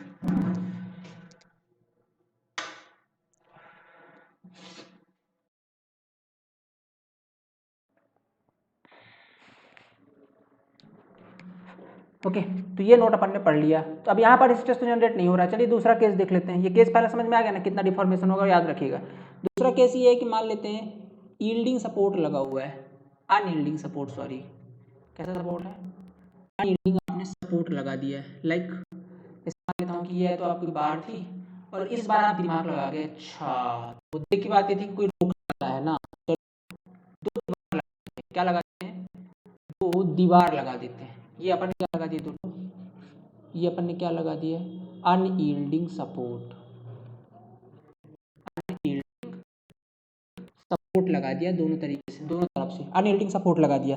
अब क्या करते हैं, अब क्या करते हैं, इसकी लेंथ मान लेता हूँ कितनी है, लेंथ L है। अब बढ़ाते हैं अपन डेल्टा टी से टेम्परेचर, डेल्टा टी से टेम्परेचर बढ़ाते हैं तो क्या होगा, एक्सपांड तो करना है, इस मटेरियल को क्या करना है, एक्सपांड तो करना है ना। तो क्या होगा, ये इधर की तरफ जाएगा, ये इधर की तरफ जाएगा, फैलना चाहेगा तो क्या होगा, फैलना चाहेगा तो क्या होगा, फैलना चाहे तो क्या होगा, फैलना तो चाहेगा लेकिन, ठीक है, लेकिन ये दीवार इधर है, ये दीवार इधर तो नहीं जाने देगा, नहीं जाने देगा तो इस दीवार पे जोर लगाएगा, ही दीवार पे जबरदस्त तरीके से जोर लगाएगा, और जैसे ही जोर लगाएगा तो दीवार भी रिजिड है, दीवार की भी स्ट्रेंथ है, दीवार भी इसके अगेंस्ट भी फोर्स लगाएगी, लगाएगी ना। तो अगर मैं सीधी बात में इसको समझाऊं तो भैया ये फैलना चाहेगा, ये फैलना चाहेगा, तो इसके अंदर इतना सा डिफॉर्मेशन आना चाहेगा, है ना। ये बोलेगा भाई मेरे को डिफॉर्म होने दो डेल्टा टी से, कि मेरे अंदर तो लोड, मेरे अंदर टेम्परेचर बढ़ाया गया है यहाँ का, मुझे फैलने दो। बोलेगा दीवार, दीवार क्या बोलेगा कि नहीं भाई तेरे को नहीं जाना, तो ये इधर से रिएक्शन देगा, कितने का रिएक्शन देगा, आर का। तो मतलब ये फैलना चाहता है लेकिन ये आर का रिएक्शन दे रहा है, आर लगा करके वापस इसको फैलने नहीं दे रहा, वापस यहाँ पर ले आता है, ठीक है, वापस इसी कंडीशन पर ले करके आ जाता है, ठीक है, ये फैलने नहीं दे रहा। तो इस केस में स्ट्रेस तो जनरेट होगा, इस केस में स्ट्रेस तो जनरेट होगा क्योंकि अब रिएक्शन मिल रही है यहाँ से, मिल रही ना, तो स्ट्रेस जनरेट होगा। अभी कितने का होगा स्ट्रेस जनरेट कितने का, तो अपन ने पढ़ा ना अभी स्ट्रेस कितने का, सिग्मा इक्वल टू स्ट्रेस, वही हौसला निकालेंगे कितना, अल्फा डेल्टा टी इंटू का ई, यही ना आया, अल्फा डेल्टा टी इंटू का ई आएगा। तो स्ट्रेस तो जनरेट होगा अल्फा डेल्टा टी इंटू का ई का, तो स्ट्रेस तो जनरेट हो रहा है वो। अब मुद्दे की बात ये है क्या यहाँ पे स्ट्रेन होगा, तो अकॉर्डिंग टू हुक्स लॉ तो अगर स्ट्रेस आ रहा है तो स्ट्रेन तो आना चाहिए था, सीधी सी बात है। कितने का स्ट्रेन आना चाहिए था, वही जो अपन ने निकाला था, कितना, एल अल्फा डेल्टा टी का, ठीक है, कितने का स्ट्रेन निकाला था, अल्फा डेल्टा टी का आना चाहिए, कितने का, अल्फा डी, तो deformation total alpha delta T का आना चाहिए था ना स्ट्रेन, कितने का आना चाहिए था,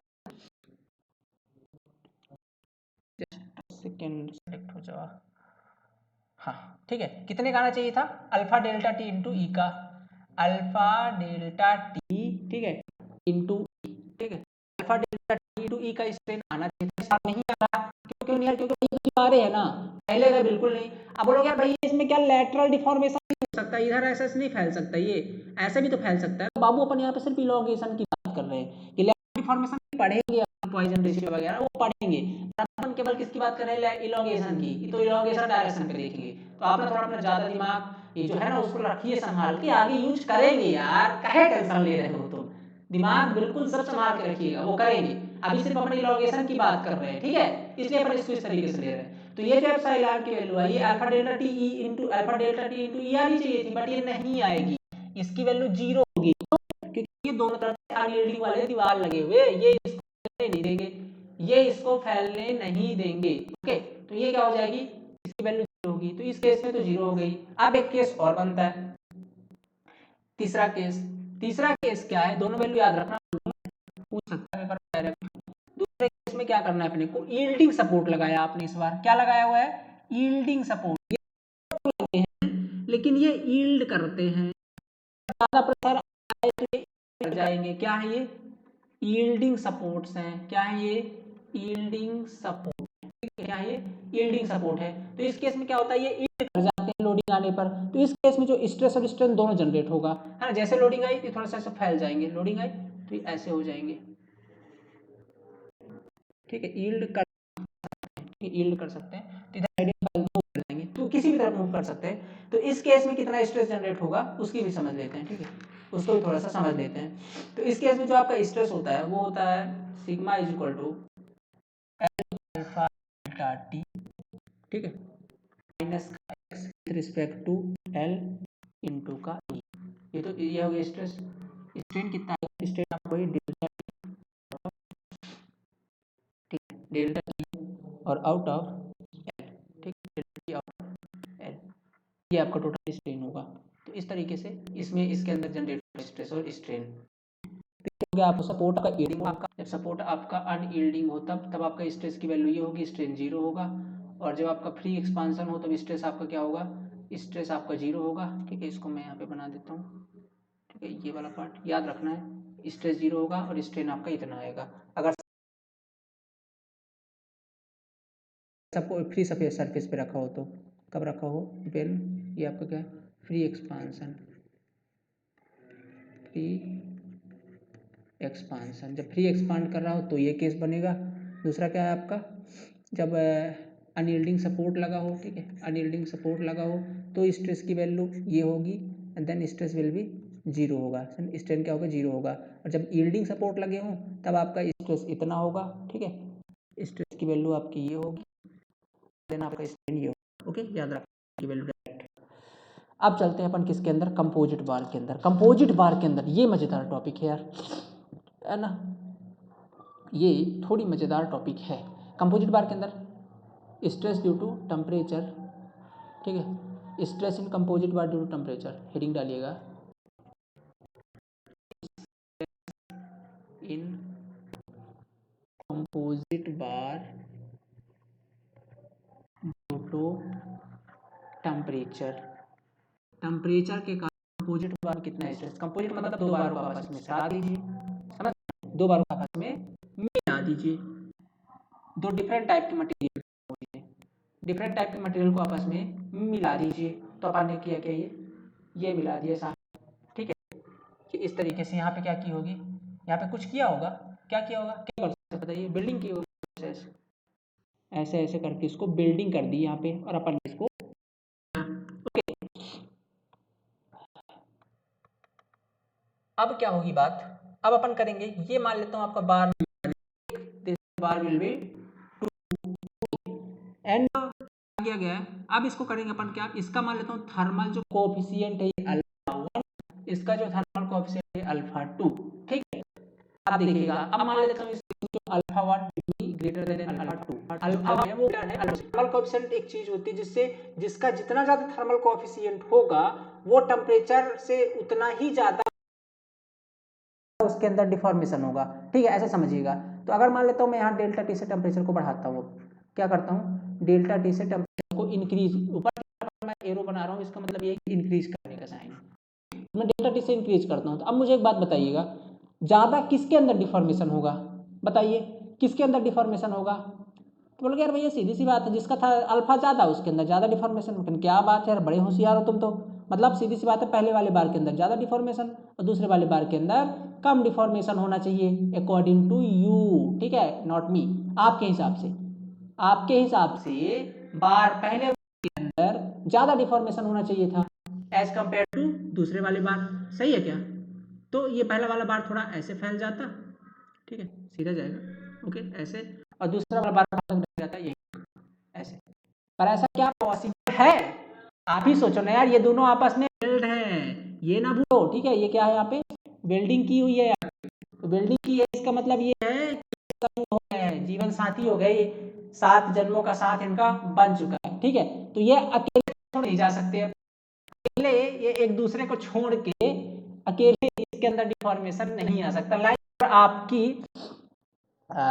ठीक है, अगर आपकी किसी के साथ मैरिज हो जाए तो फिर आप अकेले किसी भी मैरिज फंक्शन में नहीं जा सकते, किसी भी शादी समारोह में आप अकेले नहीं जा सकते, आपको अपनी धर्म पत्नी जी को लेके जाना ही पड़ेगा, है ना। लाइक सेम समझ लीजिए कि यहाँ पे अगर टेम्परेचर अपन बढ़ाएंगे ना तो ये अकेले इसके अंदर डिफॉर्मेशन नहीं आ सकता।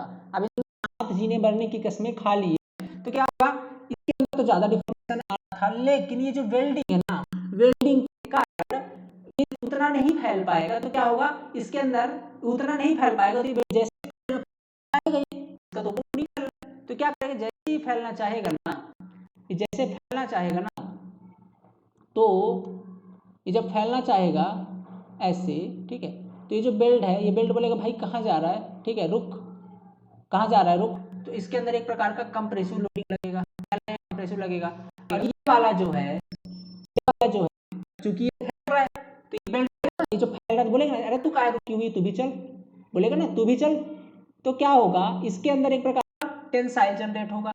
तो ऐसा नहीं है ना कि ये जो नीचे वाला है मतलब बार ये इतना फैल जाए कि हो जाए, या कि ये इतना दब जाए कि इस बराबर हो जाए, है ना। मतलब एक लेवल तक ये अंदर आएगा और एक लेवल तक ये फैलेगा, तो इनकी एक मिड पोजीशन बनेगी यहाँ पे, मतलब बाहर ये लिमिट को पुश करेगा और थोड़ा ये पुश करेगा, ठीक है। रिलेशनशिप ऐसे ही होता है, समझ रहे हो मेरी बातों को, है ना। दोनों को बराबर करनी पड़ती है, ठीक है। तो थोड़ी सी ये इसने अपनी लिमिट पुश करी, ये कॉन्ट्रैक्ट हो गया और थोड़ी सी ये हो गया नीचे वाला बाल, तो इनकी एक लिमिट बन गई और इंफॉर्मेशन हो गया। तो क्वेश्चन यहाँ से क्या पूछता है, क्वेश्चन ये पूछता है कि if bar first, okay bar first, ऐसा नहीं, ऐसा क्वेश्चन पूछता है, ठीक है। जस्ट सेकेंड, क्वेश्चन आपसे पूछेगा कि इफ द अल्फा वन, ठीक है, if alpha one is greater than alpha two, temperature rise ऊपर की ओर, राइज मतलब बढ़ा रहे हैं टेम्परेचर, ठीक है। टेम्परेचर राइज के केस में, सो टेम्परेचर राइज के केस में अगर बार नंबर फर्स्ट का जो ज्यादा है तो इसके अंदर किस प्रकार का स्ट्रेस जनरेट होगा, ठीक है। इसके अंदर किस प्रकार का स्ट्रेस जनरेट होगा या किस प्रकार का स्ट्रेस जनरेट होगा, या बार आपका किस में होगा, कंप्रेशन में होगा या टेंशन में होगा, सीधी सी बात बता दीजिए। तो एक बात बताइएगा मेरे भाई, देखना आप ध्यान से, ये वाला बार किसके अंदर है, अगर इसका जिसका ज़्यादा थर्मल ज़्यादा है वो ज़्यादा फैलेगा तो इसके अंदर फाइनली कारण क्या लग रहा है, कंप्रेशन लोडिंग लग रही है ना। इसके जो बार आपका फर्स्ट होगा वो किस में होगा, bar first will be in compression and bar second will be in tension, okay. तो क्वेश्चन बस इसी पॉइंट से पूछता है कि बार फर्स्ट किस में होगा एंड बार किस में होगा। तो टेम्परेचर राइज के केस में, टेम्परेचर राइज के केस में कंप्रेशन में होगा जिसका अल्फा ज्यादा है, और टेम्परेचर फॉल के केस में वही चीज टेंशन में। अब देखिएगा दूसरा बना लेते हैं, इन केस ऑफ टेम्परेचर, अब टेम्परेचर फॉल के केस में क्या होगा, टेम्परेचर फॉल के केस में क्या होगा, टेम्परेचर फॉल के केस में, ठीक है,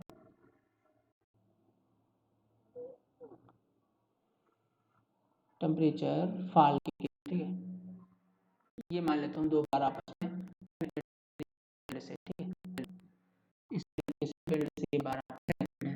अब जैसे ही आपने टेम्परेचर डाउन किया, टेम्परेचर डाउन करने से क्या होगा, कॉन्ट्रैक्शन होगा इनके अंदर, कॉन्ट्रैक्शन होगा ना, तो कॉन्ट्रैक्शन होगा तो ये मटेरियल अंदर जाएगा, इसका अल्फा ज़्यादा है इसका अल्फा कम है, ठीक है, अल्फा 2 है, माने अल्फा 1 ग्रेटर देन अल्फा 2, ठीक है। तो इसका ज़्यादा है, ये ज़्यादा कॉन्ट्रैक्ट होगा, इसका अल्फा ज़्यादा होता है ना, अगर टेम्परेचर बढ़ाओगे उतना ज़्यादा फैलता है, और अगर कम करोगे तो उतना ही ज़्यादा कॉन्ट्रैक्ट होता है, ठीक है। तो ये इसका अल्फा कम है तो उतना ही ज़्यादा कॉन्ट्रैक्ट होगा, तो मान लेता हूँ ये यहाँ तक कॉन्ट्रैक्ट हो गया, और ये वाला थोड़ा सा कम कॉन्ट्रैक्ट होगा, इन द सेंस ये मान लेता हूँ यहाँ तक हुआ, ठीक है, ये आपका यहीं तक हुआ, तो ये हो रहा है आपका यहाँ तक and it will be here, यहाँ तक।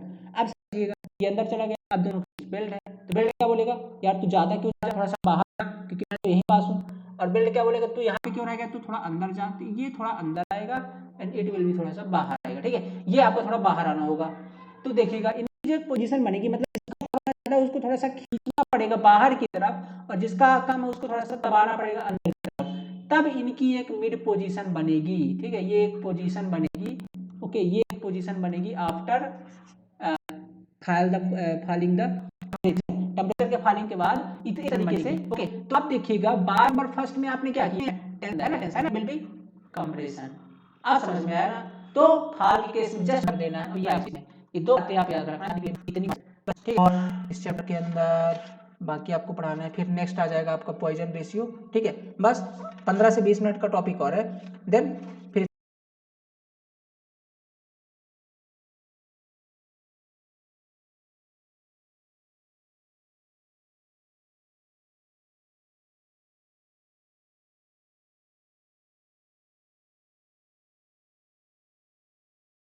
चैप्टर आपका कंप्लीट, ओके।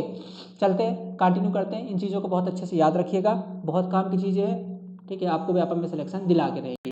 एक इन्फॉर्मेशन दे दूँगा, आप कहो तो 9174174000 व्हाट्सएप नंबर है। कोर्स की जानकारी के लिए डिटेल्ड बैच चल रहा है अपना, डिटेल्ड बैच जो कि एक पेड बैच है, हमारे ऐप के अंदर चल रहा है, एंड्रॉइड ऐप के अंदर, ओके। और वहाँ पे कई सारे लेक्चर अपलोड हो चुके हैं। सो आप अगर ज्वाइन करना चाहते हो तो फटाफट इस व्हाट्सएप नंबर पे कांटेक्ट करो। बहुत ही नॉमिनल फीस के अंदर आपको कंप्लीट वेपन सब इंजीनियर का एक डेडिकेटेड कोर्स दिया जा रहा है, ठीक है। तो करिएगा इस नंबर पे कांटेक्ट। चलिए खैर कंटिन्यू करते हैं अपन।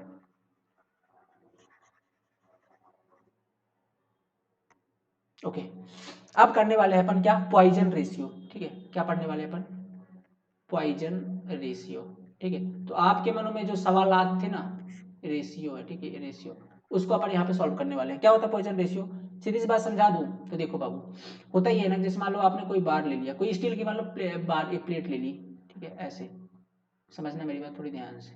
कोई स्टील की ये एक बार है, इसकी कुछ कुछ थिकनेस भी होगी ना, ये मान लेता हूँ थिकनेस इसकी, ये ठीक है,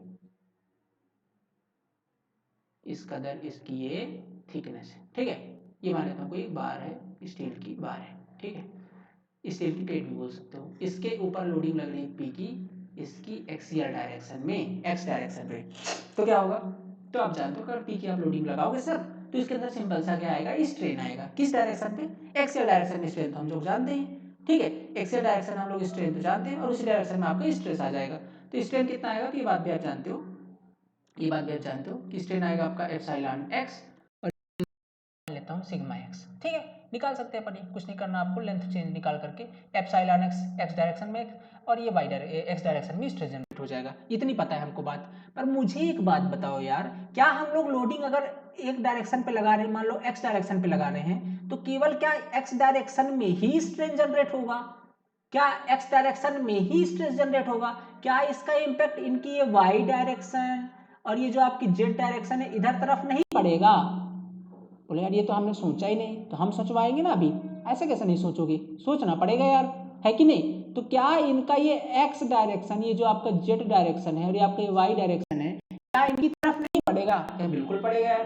तो जो ये वाई डायरेक्शन में इसकी, इसको अपन बोलते हैं लेटरल डायमेंशंस। क्या बोलते हैं, लेटरल डायमेंशन, क्या बोलते हैं, लेटरल डायमेंशंस, ठीक है। जिस डायरेक्शन पे आप लोड लगा रहे हो उसके अलावा जो डायमेंशन होती है उनको बोलते हैं अपन लेटरल डायमेंशन। क्या इन लेटरल डायमेंशन में कुछ नहीं होगा, तो बाबू मेरी बात सुनना, अगर आप एक्सियल डायरेक्शन पे टेंसाइल लोडिंग लगा रहे हो ना, तो सीधी सी बात है आपका एक्सियल डायरेक्शन पे तो क्या होगा, लेंथ बढ़ेगी ना, माने इलोंगेशन होगा।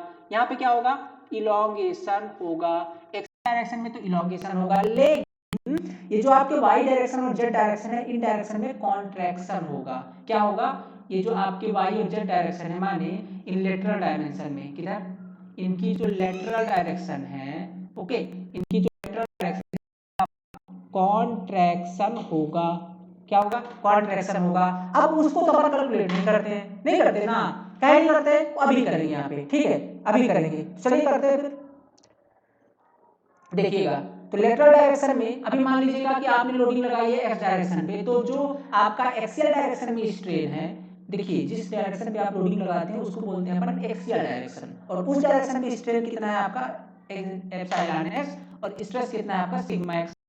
लेता हूं मैं कि आपने लोडिंग लगाई, ठीक है, आपने लोडिंग लगाई एक्स डायरेक्शन पे, तो लेटरल डायमेंशन में, लेटरल डायरेक्शन पे जो स्ट्रेन आएगा वो कितना होगा, तो एप्सिलॉन और एप्सिलॉन, और ओके,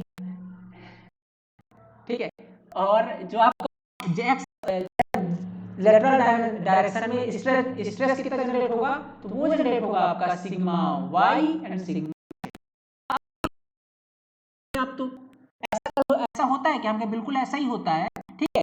हम इनकी वैल्यू कैलकुलेट कर पाएंगे, ठीक है, अब क्या हम इनकी वैल्यू कैलकुलेट कर पाएंगे, तो बिल्कुल कर पाएंगे। कैसे करेंगे अभी बताते हैं अपन, ठीक है, अभी बताते हैं अपन। तो देखो यार, यहां पर हमको स्ट्रेस और स्ट्रेन के बीच जो संबंध बताना था, in the direction of axial direction पे जब लोडिंग लग रही थी और हमको बताना था रिलेशन, तो हमने यूज किया था किसका, एक कांस्टेंट का।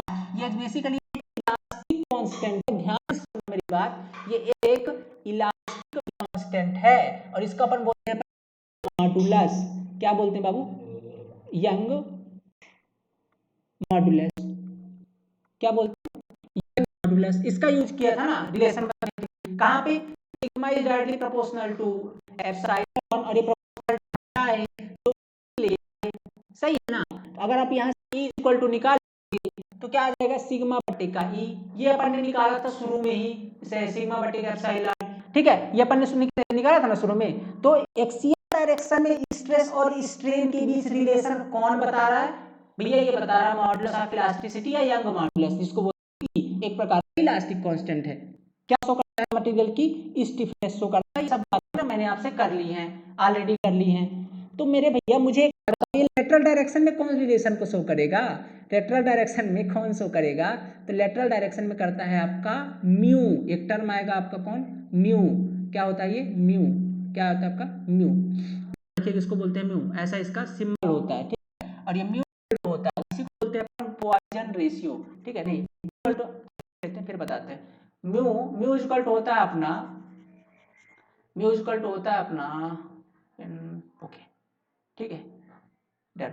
म्यू इक्वल टू होता है अपना लेटरल स्ट्रेन, ठीक है, mu equal to lateral strain with respect to axial strain, axial strain, lateral strain है। तो मैंने बताया ना कि बाबू अगर आप एक्सियल डायरेक्शन पे टेंसाइल लगा रहे हो ना, तो टेंसाइल लगाओगे तो क्या होगा, इलोंगेशन होगा, मैंने बताया। तो जो अन्य डायरेक्शन है लेटरल, वहां पे क्या होगा कॉन्ट्रैक्शन। अब इलोंगेशन को हमने माना है पॉजिटिव, कॉन्ट्रैक्शन को निगेटिव तो मानना बनता है, बनता कि नहीं बनता, तो निगेटिव। ये होती है हमारी पॉइजन रेशियो, क्या होती है, इसको बोलते हैं अपन पॉइजन रेशियो, पॉइजन रेशियो, ठीक है, ये Poisson ratio. One upon M से भी प्रदर्शित करते हैं। तो आपको कहीं कहीं पे पॉइजन रेशियो 1/m या कि म्यू, दोनों में से कोई भी लिख सकता है, ठीक है, कुछ भी सकता है। तो स्ट्रेन बोले अब लेटरल स्ट्रेन क्या है, तो अगर हम लोडिंग किधर एक्स एक्सिस के अबाउट लगा रहे हो तो लेटरल स्ट्रेन आपका क्या हो गया, y हो गया, समीशन ऑफ एप्सिलॉन होता है, समीशन ऑफ, और यहाँ पे एप्सिलॉन जेड और बटे का एप्सिलॉन एक्स, ये आपके लेटरल स्ट्रेन है। क्या कहते हो यार, इसको बोलते हैं पॉइजन रेशियो, ठीक है, पॉइजन रेशियो। हो गई बात क्लियर, क्या हो गई कि नहीं हुई, ठीक है ना। अब इस पॉइजन रेशियो की जो वैल्यू होती है ना, ठीक है, ये जो पॉइजन रेशियो की वैल्यू होती है ना, इसकी वैल्यू बहुत ज़्यादा इंपॉर्टेंट है। ये रेफर करती है जनरल मटेरियल के लिए, ठीक है, जनरली लिख लेता हूँ यहाँ पे मैं, जनरली रेंज जो होती है इसकी, रेंज होती है -1 से लेकर के, ठीक है, जस्ट 1 मिनट, हाँ, -1 से लेकर के 0.5 तक, -1 से लेकर तक, ये जनरल में बोल रहा है, जनरल रेंज। पर अगर पूछे इन सिविल इंजीनियरिंग केस में, इन सिविल इंजीनियरिंग मटेरियल के लिए, मटेरियल के तो इन सिविल इंजीनियरिंग जो मटेरियल अपन यूज करते हैं उस केस में 0 to 0.5 तक, ठीक है, 0 to 0.5 तक। अब मैं कुछ वैल्यूज दिखा रहा हूँ, तुरंत याद कर लेना है बिना देखे, क्या करोगे, सुन के याद कर लो, जैसे मन करे याद हो जाना चाहिए, मुझे नहीं पता, ठीक है, बस याद हो जाना चाहिए, ठीक है। पहला तो आप लिख लीजिए क्वार्क, इसकी वैल्यू 0 होती है, ठीक है, क्वार्क की वैल्यू 0 होती है, और इसको याद करना है, क्या बिल्कुल याद करना है, ठीक है बाबू। दूसरा होता है कंक्रीट, कंक्रीट की वैल्यू 0.1 से लेके 0.2 तक, वैल्यू आपकी होती है किसकी, कास्ट आयरन की, कास्ट कितना होता है आपका 0.2 के 0.3 तक। अब सबसे इंपॉर्टेंट जो मटेरियल आपका प्यारा एमएस लिख दे रहा हूं मैं, इसकी 0.27 से लेके 0.3 तक। फिर आप याद रखना है आपको, सिंपल। 6 नंबर पे अपना क्या, मेटल्स, और प्रकार के जो मेटल्स होते हैं उनकी वैल्यू जनरली करते हैं 0.5 0.4 तक। आता है आपका रबर, आता है आपका रबर, रबर कितना होता है, ठीक है, रबर कितना होता है 0. और elastic material, purply elastic rubber, एक मान लीजिए इलास्टिक रबर, इलास्टिक रबर है तो उसका होगा उसका 0 से जितनी सारी वैल्यू करते हैं, ठीक है, करनी है, ठीक है, याद कर लेना इसको। अब कुछ होते हैं जैसे माइनस किसका होता है, तो कुछ होते हैं पॉलीमर्स, ठीक है, क्या होते हैं पॉलीमर, उनकी जो म्यू की वैल्यू होती है वो माइनस के अंदर होती है, ठीक है, माइनस के अंदर होती है। इतना आपको याद रखना है इसके अंदर, ठीक है। अब चलते हैं अपन आगे प्रोसीड करते हैं, ठीक है। अब आगे प्रोसीड करेंगे अपन, ठीक है। और अगला टॉपिक अपना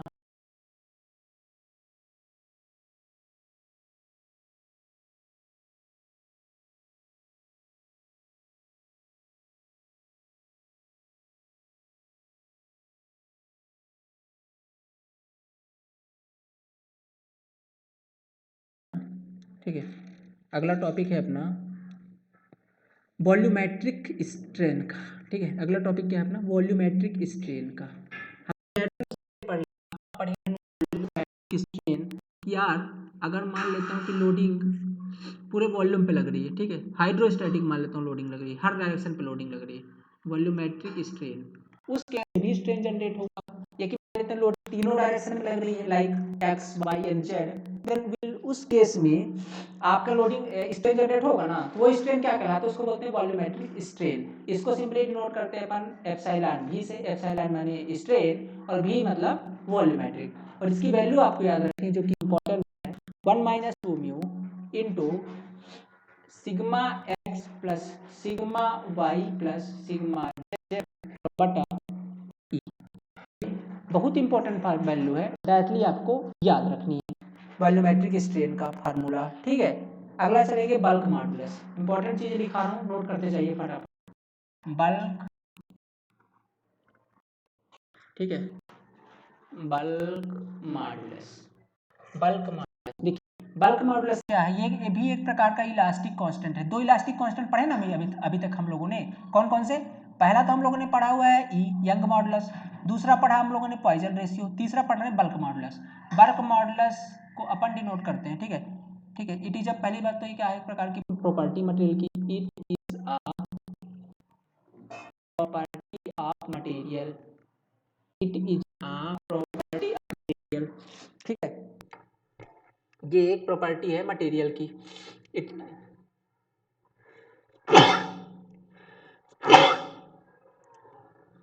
sorry, it is a property of material, it is denoted by, it is denoted by symbol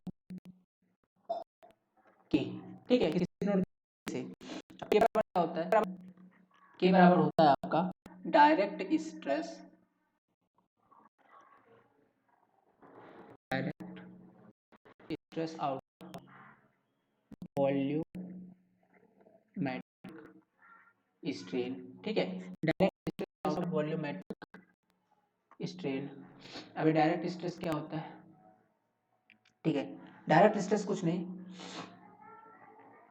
axial axis के अबाउट जो स्ट्रेस जनरेट हो रहा है उसी को अपन डायरेक्ट स्ट्रेस बोलते हैं। और अगर अपन इसकी वैल्यू को सॉल्व करते हैं तो ये k इक्वल टू निकल कर आता है आपका e out of 3 times 1 minus 2 mu. ये इनके बीच इंपॉर्टेंट रिलेशन है, ये आपको याद रखना है। अभी मैं बताऊंगा आगे, ठीक है, फिलहाल ये आपको याद रखना है। अब बल्क मॉडुलस के बारे में एक चीज और बता दूं, ऐसे समझ सकते हो कि अगेंस्ट रेजिस्टेंस देता है, फ्लेक्सिबिलिटी के अगेंस्ट,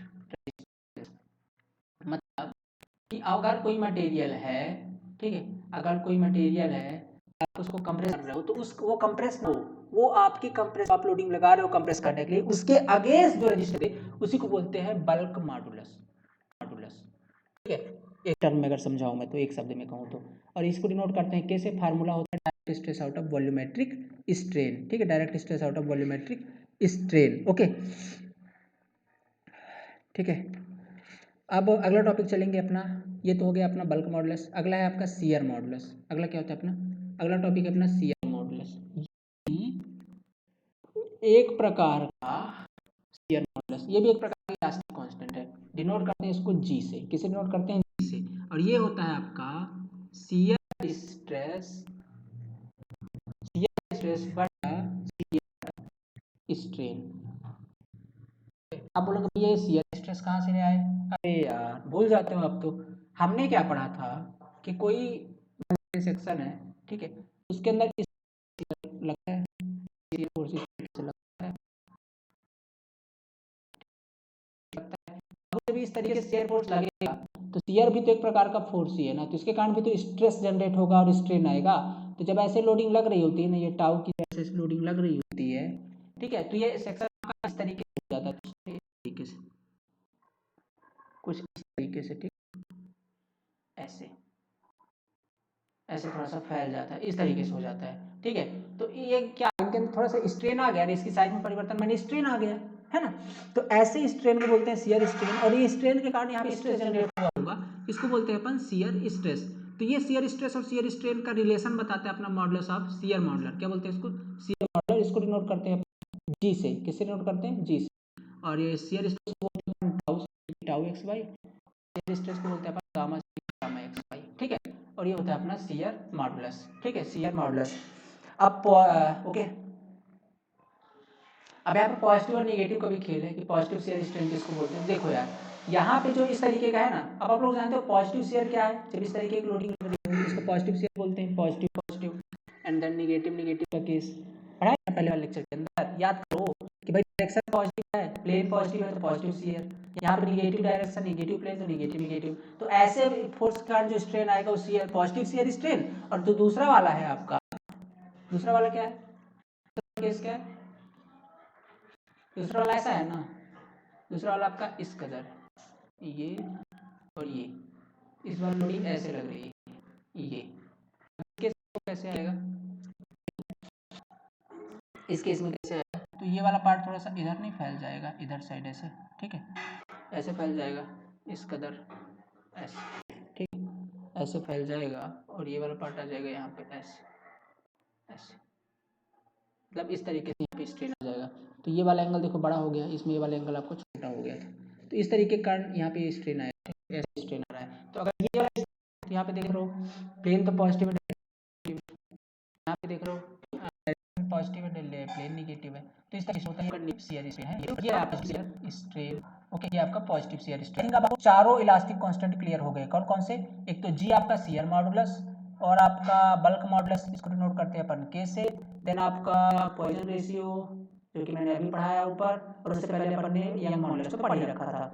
अब इनके बीच है रिलेशन जो कि है बेहद इंपॉर्टेंट, ठीक है, जो कि है बेहद इंपॉर्टेंट, लिखिएगा यहाँ पे, तो अपन हेडिंग डालेंगे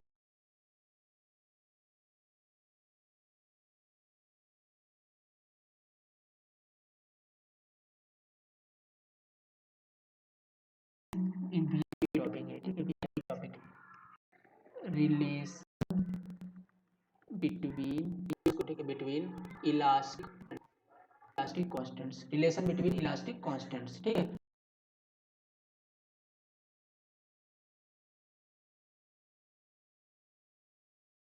होता है रिलेशन से, तो क्या होता है ये, पहला क्या क्या है, कौन कौन सी इलास्टिक कांस्टेंट, ई म्यू जी, इनके बीच रिलेशन इंपॉर्टेंट है ना, ई 3 टाइम्स माइनस 2 रिलेशन, इतना याद रखना है, बेहद out of 3k plus G, 9k out of 3k plus G, दूसरा वाला हो गया। तीसरा रिलेशन है आपका g equal to out of 1 plus mu, ठीक है, यहाँ माइनस में 2 म्यू, यहाँ पे प्लस, इसके लिए याद करना है। चौथा है आपका ई, ये होता है आपका कॉन्ट, चार रिलेशन कि मैं बता के मान लीजिए अभी तक फर्स्ट चैप्टर में, उसमें अगर मैं सबसे ज़्यादा इंपॉर्टेंट चीज़ पूछूं तो यही चार चीज़ें जो आपको बाय डिफ़ॉल्ट एकदम याद ही रखनी है। आप ना कुछ समय के लिए अपनी बाबू सोना का नाम भूल जाना, उन्हें भूल जाना जब तक एग्जाम नहीं आए, पर ये जो चार रिलेशन ना, इनको तो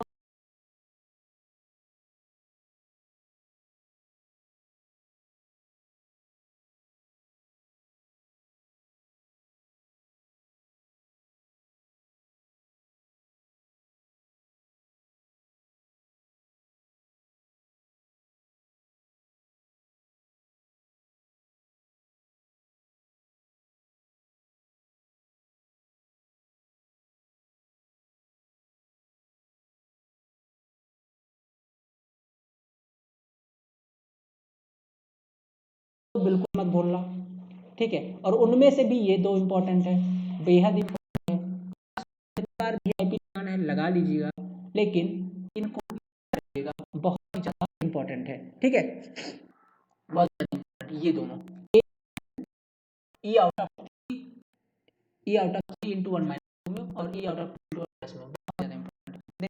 ये तो इसके बाद एक चीज़ क्या है, नोट के क्या लिखना है आपको, number of elastic constant, number of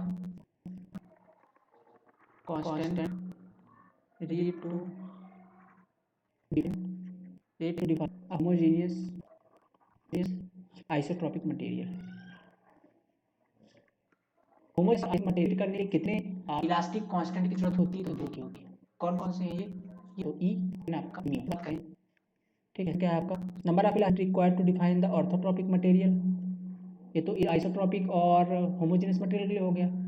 अगला आपका number of elastic constant required, ठीक है, ऑटो मटेरियल ये क्यों ये होते हैं नाउ होते हैं, अभी नाउ से होते हैं ये साइनेक्स माज गामा एक्स वाई से अच्छा रखते हैं नाम, ये नहीं है आपको, ये इंपॉर्टेंट है। नाउ नंबर याद है, आप डिवाइड करेंगे इसोट्रोपिक एरिया, इसोट्रोपिक मटेरियल टोटल क्या के अंदर कितने होते हैं, ठीक है, और आपका जी और क्या होते हैं, मटेरियल पता है। देखो होमोजेनियस आइसोट्रोपिक तो पता चल गया जो मटेरियल अपने होते हैं उसी को अपन होमोजेनियस आइसोट्रोपिक मानते हैं, तो इसका एग्जांपल तो पता है। ऑर्थोट्रोपिक मटेरियल का मतलब क्या होता है, उदाहरण एग्जांपल प्लाईवुड, वुड ही बोल सकते हैं, इसका एग्जांपल है, ठीक है। और आपका एनिसोट्रोपिक वही मटेरियल जो आपका आइसोट्रोपिक नहीं होगा वो एनिसोट्रोपिक होगा, सिंपल, आप समझ में आ गया होगा। बाकी वहाँ तो अपन ने पढ़ाई है। तो ये होता है आपका बाबू फर्स्ट चैप्टर कंप्लीट, ठीक है। इस तरीके से हम लोगों ने क्या पढ़ा, एक बार मैं इसको कर देता हूँ सम अप, ठीक है। आज का लेक्चर क्या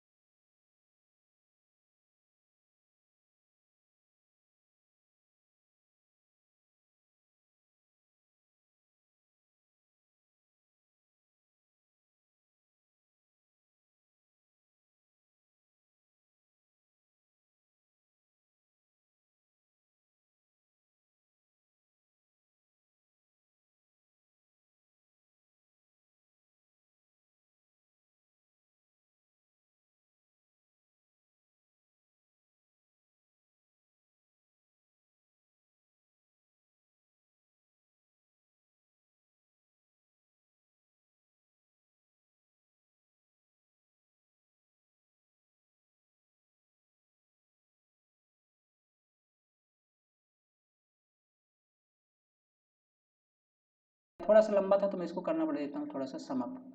हाँ, यहाँ से स्टार्ट था अपना लेक्चर आज का। हम लोगों ने सबसे पहले क्या पढ़ा था कि एक ऐसा, इसके ऊपर था शायद, हाँ यहाँ से पढ़ना शुरू किया था, टॉपिक डला होगा ना, हाँ यहाँ से टुडे लेक्चर, आज कितनी तारीख है आपकी, मैं डाल देता हूँ यहाँ पे डेट। ये लेक्चर नंबर था आपका सोम का और डेट है आज की 21।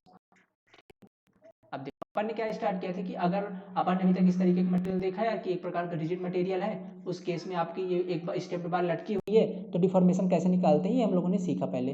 देन इसके बाद अपन देखा कि अगर अपन दोनों तरफ से रिजिड बॉल लगा दें, इसमें तो एक ही तरफ से लगी हुई ना, ये देखो एक तरफ से लगी हुई, फिर अपन उसका दोनों तरफ से लगा दें तो कितना डिफॉर्मेशन, तो डिफॉर्मेशन तो यहाँ पास तो नहीं आएगा क्योंकि भाई जो भी आएगा डिफॉर्मेशन एलोंगेशन होगा, दूसरे होगा तो डिफॉर्मेशन लास्ट में आ जाएगा, जीरो मिलेगा। तो इसमें स्ट्रेस कितना जनरेट होता है, ये आर ए और आर सी जो था आपका, आर ए और आर सी कितना जनरेट हो रहा था ये हम लोगों ने कैलकुलेट करना सीखा था और कुछ कॉन्सेप्ट सीखे थे, ठीक है। तो आर ए और आर सी कैसे कैलकुलेट करेंगे, उसके लिए कॉम्पेटिबिलिटी इक्वेशन ये अपन लेके आए थे। कौन सी इक्वेशन है, कॉम्पेटिबिलिटी इक्वेशन, कॉम्पेटिबिलिटी ये कंपैटिबिलिटी क्वेश्चन अपन ने पढ़ा। देन इसके बाद अपन आगे आ गए और आगे आए तो फिर अपन ने सीखा इसका फ्री बॉडी डायग्राम कैसे इसको सॉल्व करना है और इसको कॉन्सेप्ट मैंने आपको समझाया। देन इसके बाद अपन ने मैंने एक आपको क्वेश्चन दिया, ये आपका होमवर्क है जो आपको इस व्हाट्सएप में सेंड करना है। इसमें आर और आर की वैल्यू कितनी आएगी। देन इसके बाद अपन कंपोजिट सेक्शन की बात कर रहे थे कि अगर कोई कंपोजिट सेक्शन है तो उस केस में अगर कोई पी लोडिंग लग रही है तो अलग अलग जो मटेरियल जिससे मिलकर के बना हुआ कंपोजिट सेक्शन उसमें कितनी कितनी लोडिंग आएगी। तो अपन इसमें P1 और P2 निकालना, क्योंकि P1 था अंदर वाले केस में और P2 आपका बाहर वाले पे लोडिंग थी और टोटल लोडिंग आपकी P थी। तो अपन यहाँ पे एक चीज़ और लिख सकते हैं, P is equal to P1 plus P2। ठीक है, दोनों इक्वल है इसी के। अब इसके बाद कैलकुलेट कर सकते हैं। देन इसके बाद टेम्परेचर का तो किस दो तरीके से स्ट्रेस, एक तो इंक्रीज करने से, दूसरा डिक्रीज करने से। इंक्रीज करेंगे तो मान लेते हैं फ्री एक्सपांशन है, एक्सपांशन इन द सेंस किसी प्रकार का नहीं है, बस एक फ्री सरफेस के अंदर रखा हुआ है। फ्री सरफेस है आपका, क्या है ये फ्री सरफेस। ठीक है, ये आपका फ्री सरफेस फ्री एक्सपांशन हो रहा है, इसमें जो डेल्टा टी होगा कितना L alpha delta T. Then stress equal to 0 क्योंकि भाई फ्री एक्सपांड हो रहा है, स्ट्रेन ये तो पहला वाला, इसको मैं निकाल देता हूं first. Okay, then second case में बात कर लेते हैं ये। अच्छा इस केस में हुक्स लॉ वैलिड नहीं होता, इंपॉर्टेंट नोट मैंने लिखाया था, इसको इंपॉर्टेंट डाल देते हैं। ठीक है, इसके बाद अनयील्डिंग सपोर्ट की बात कर लेते हैं। अगर मान लेता हूँ दूसरे केस में अनयील्डिंग सपोर्ट लगा हो, वहाँ पे फ्री था, यहाँ पे अनयील्डिंग सपोर्ट लगा, उस केस में आपका जो स्ट्रेस जनरेट, तो ये स्ट्रेस जनरेट होगा आपका delta sorry sigma is equal to alpha delta into T, and जो आपका स्ट्रेन जनरेट होगा वो कितना होगा अल्फा डेल्टा इंटू टी। ये तो अकॉर्डिंग टू हुक्स लॉ होना चाहिए। ठीक है, अकॉर्डिंग टू हुक्स लॉ, लेकिन इनके स्ट्रेन विल बी 0। यहाँ पे स्ट्रेन 0 होगा क्योंकि भाई क्या है यहाँ पे साइड में आपकी तो वॉल लगी हुई है, वो भी अनयील्डिंग, और ये अगर अनयील्डिंग वॉल तो यहाँ पे स्ट्रेन इसको जाने नहीं देगी, फैलने नहीं देगी आपको इधर साइड, तो यहाँ पे 0 हो जाएगा। सपोर्ट लगी हुई जो फैलने देती होगी तो उस केस में आपका स्ट्रेस इतना आएगा और स्ट्रेन आपका इतना आएगा। अगले चलते हैं stress in composite bar due to temperature. अब कंपोजिट बार के ड्यू टू टेम्परेचर स्ट्रेस इस केस में कितना, किसके अंदर, इसमें पूछता क्या है आपसे, अगर टेम्परेचर राइज का केस है और alpha 1 is greater than alpha 2 है तो अल्फा जो पहला वाला बार है उसके अंदर किस बार के अंदर कंप्रेशन आएगा, किसके अंदर टेंशन आएगा, ऐसे क्वेश्चन पूछता है। तो अपन ने देख लिया पहले बार के अंदर कंप्रेशन, दूसरे के अंदर टेंशन, कॉन्सेप्ट समझा। ठीक है, अगला चले तो in case of temperature fall के केस में क्या होगा, डेल्टा टी आपने कम कर दिया है तो इस केस में जो आपका टेंशन आएगा किस आएगा, याद रखनी है दैट से। ठीक है, आगे चलते हैं। ये आपके पास पॉइजन रेशियो मतलब कैसे होता है, तो पॉइजन रेशियो हम लोगों ने समझ लिया। पॉइजन रेशियो के बाद हमने क्या पढ़ा, पॉइजन रेशियो की कुछ वैल्यूज इंपॉर्टेंट पढ़ी जो याद रखनी है। फिर वॉल्यूमेट्रिक स्ट्रेन के बारे में समझा, किससे डिनोट करते हैं एप्सिलॉन वी से। फिर इसके बाद बल्क मॉडुलस के बारे में पढ़ा, किससे डिनोट करते हैं बल्क मॉडुलस को, के से। देन इसके बाद बात की मॉडुलस इक्वल टू इतना होता है, इसके फार्मूले पढ़े। फिर पढ़ा शियर मॉडुलस के बारे में, शियर मॉडुलस के बाद shear strength, positive shear negative shear पढ़ा। Then relationship between elastic constant समझा और ये बहुत ज़्यादा इंपॉर्टेंट टॉपिक था। देन लास्ट में अपन ने पढ़ा number of elastic constant required. ठीक है, required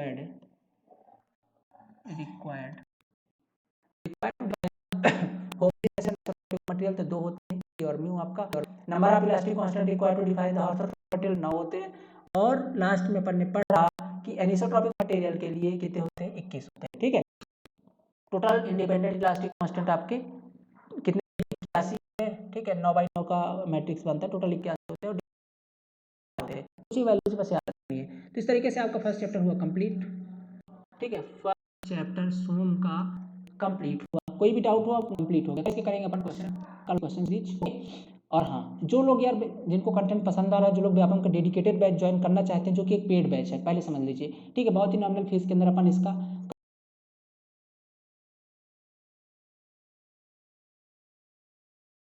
complete plus non tech करवा रहे हैं। ठीक है, नॉन टेक करवा रहे हैं जिसके अंदर साथ में इसके कमेल है, सब बताना है। अगर आप स्कूल में 9179 कॉन्टेक्ट कर सकते हैं, व्हाट्सएप पे कॉल कर सकते हैं, जो नंबर ओके 84 इस नंबर कॉल किया फाइंड कर सकते हैं अकॉर्डिंग टू कोर्स रिलेटेड कुछ भी चीज़ें। ठीक है, और फटाफट ज्वाइन कर लीजिए क्योंकि अभी 5 से 7 दिन की क्लासेस हुई हैं, अदरवाइज आप पीछे हो जाएंगे और आपको भरने में काफी टाइम को बड़ी लगता है। बहुत अच्छा डेडिकेटेड बैच आपको करके दे रहे हैं जिसके अंदर आपको सिर्फ पढ़ना है यार, सारे स्टडी मटेरियल हम ही आपको प्रोवाइड कर दे रहे हैं। ठीक है, तो आशा करता हूँ अगर आपने और डेमो वीडियोस देखने हैं तो आप यूट्यूब पर जाइए।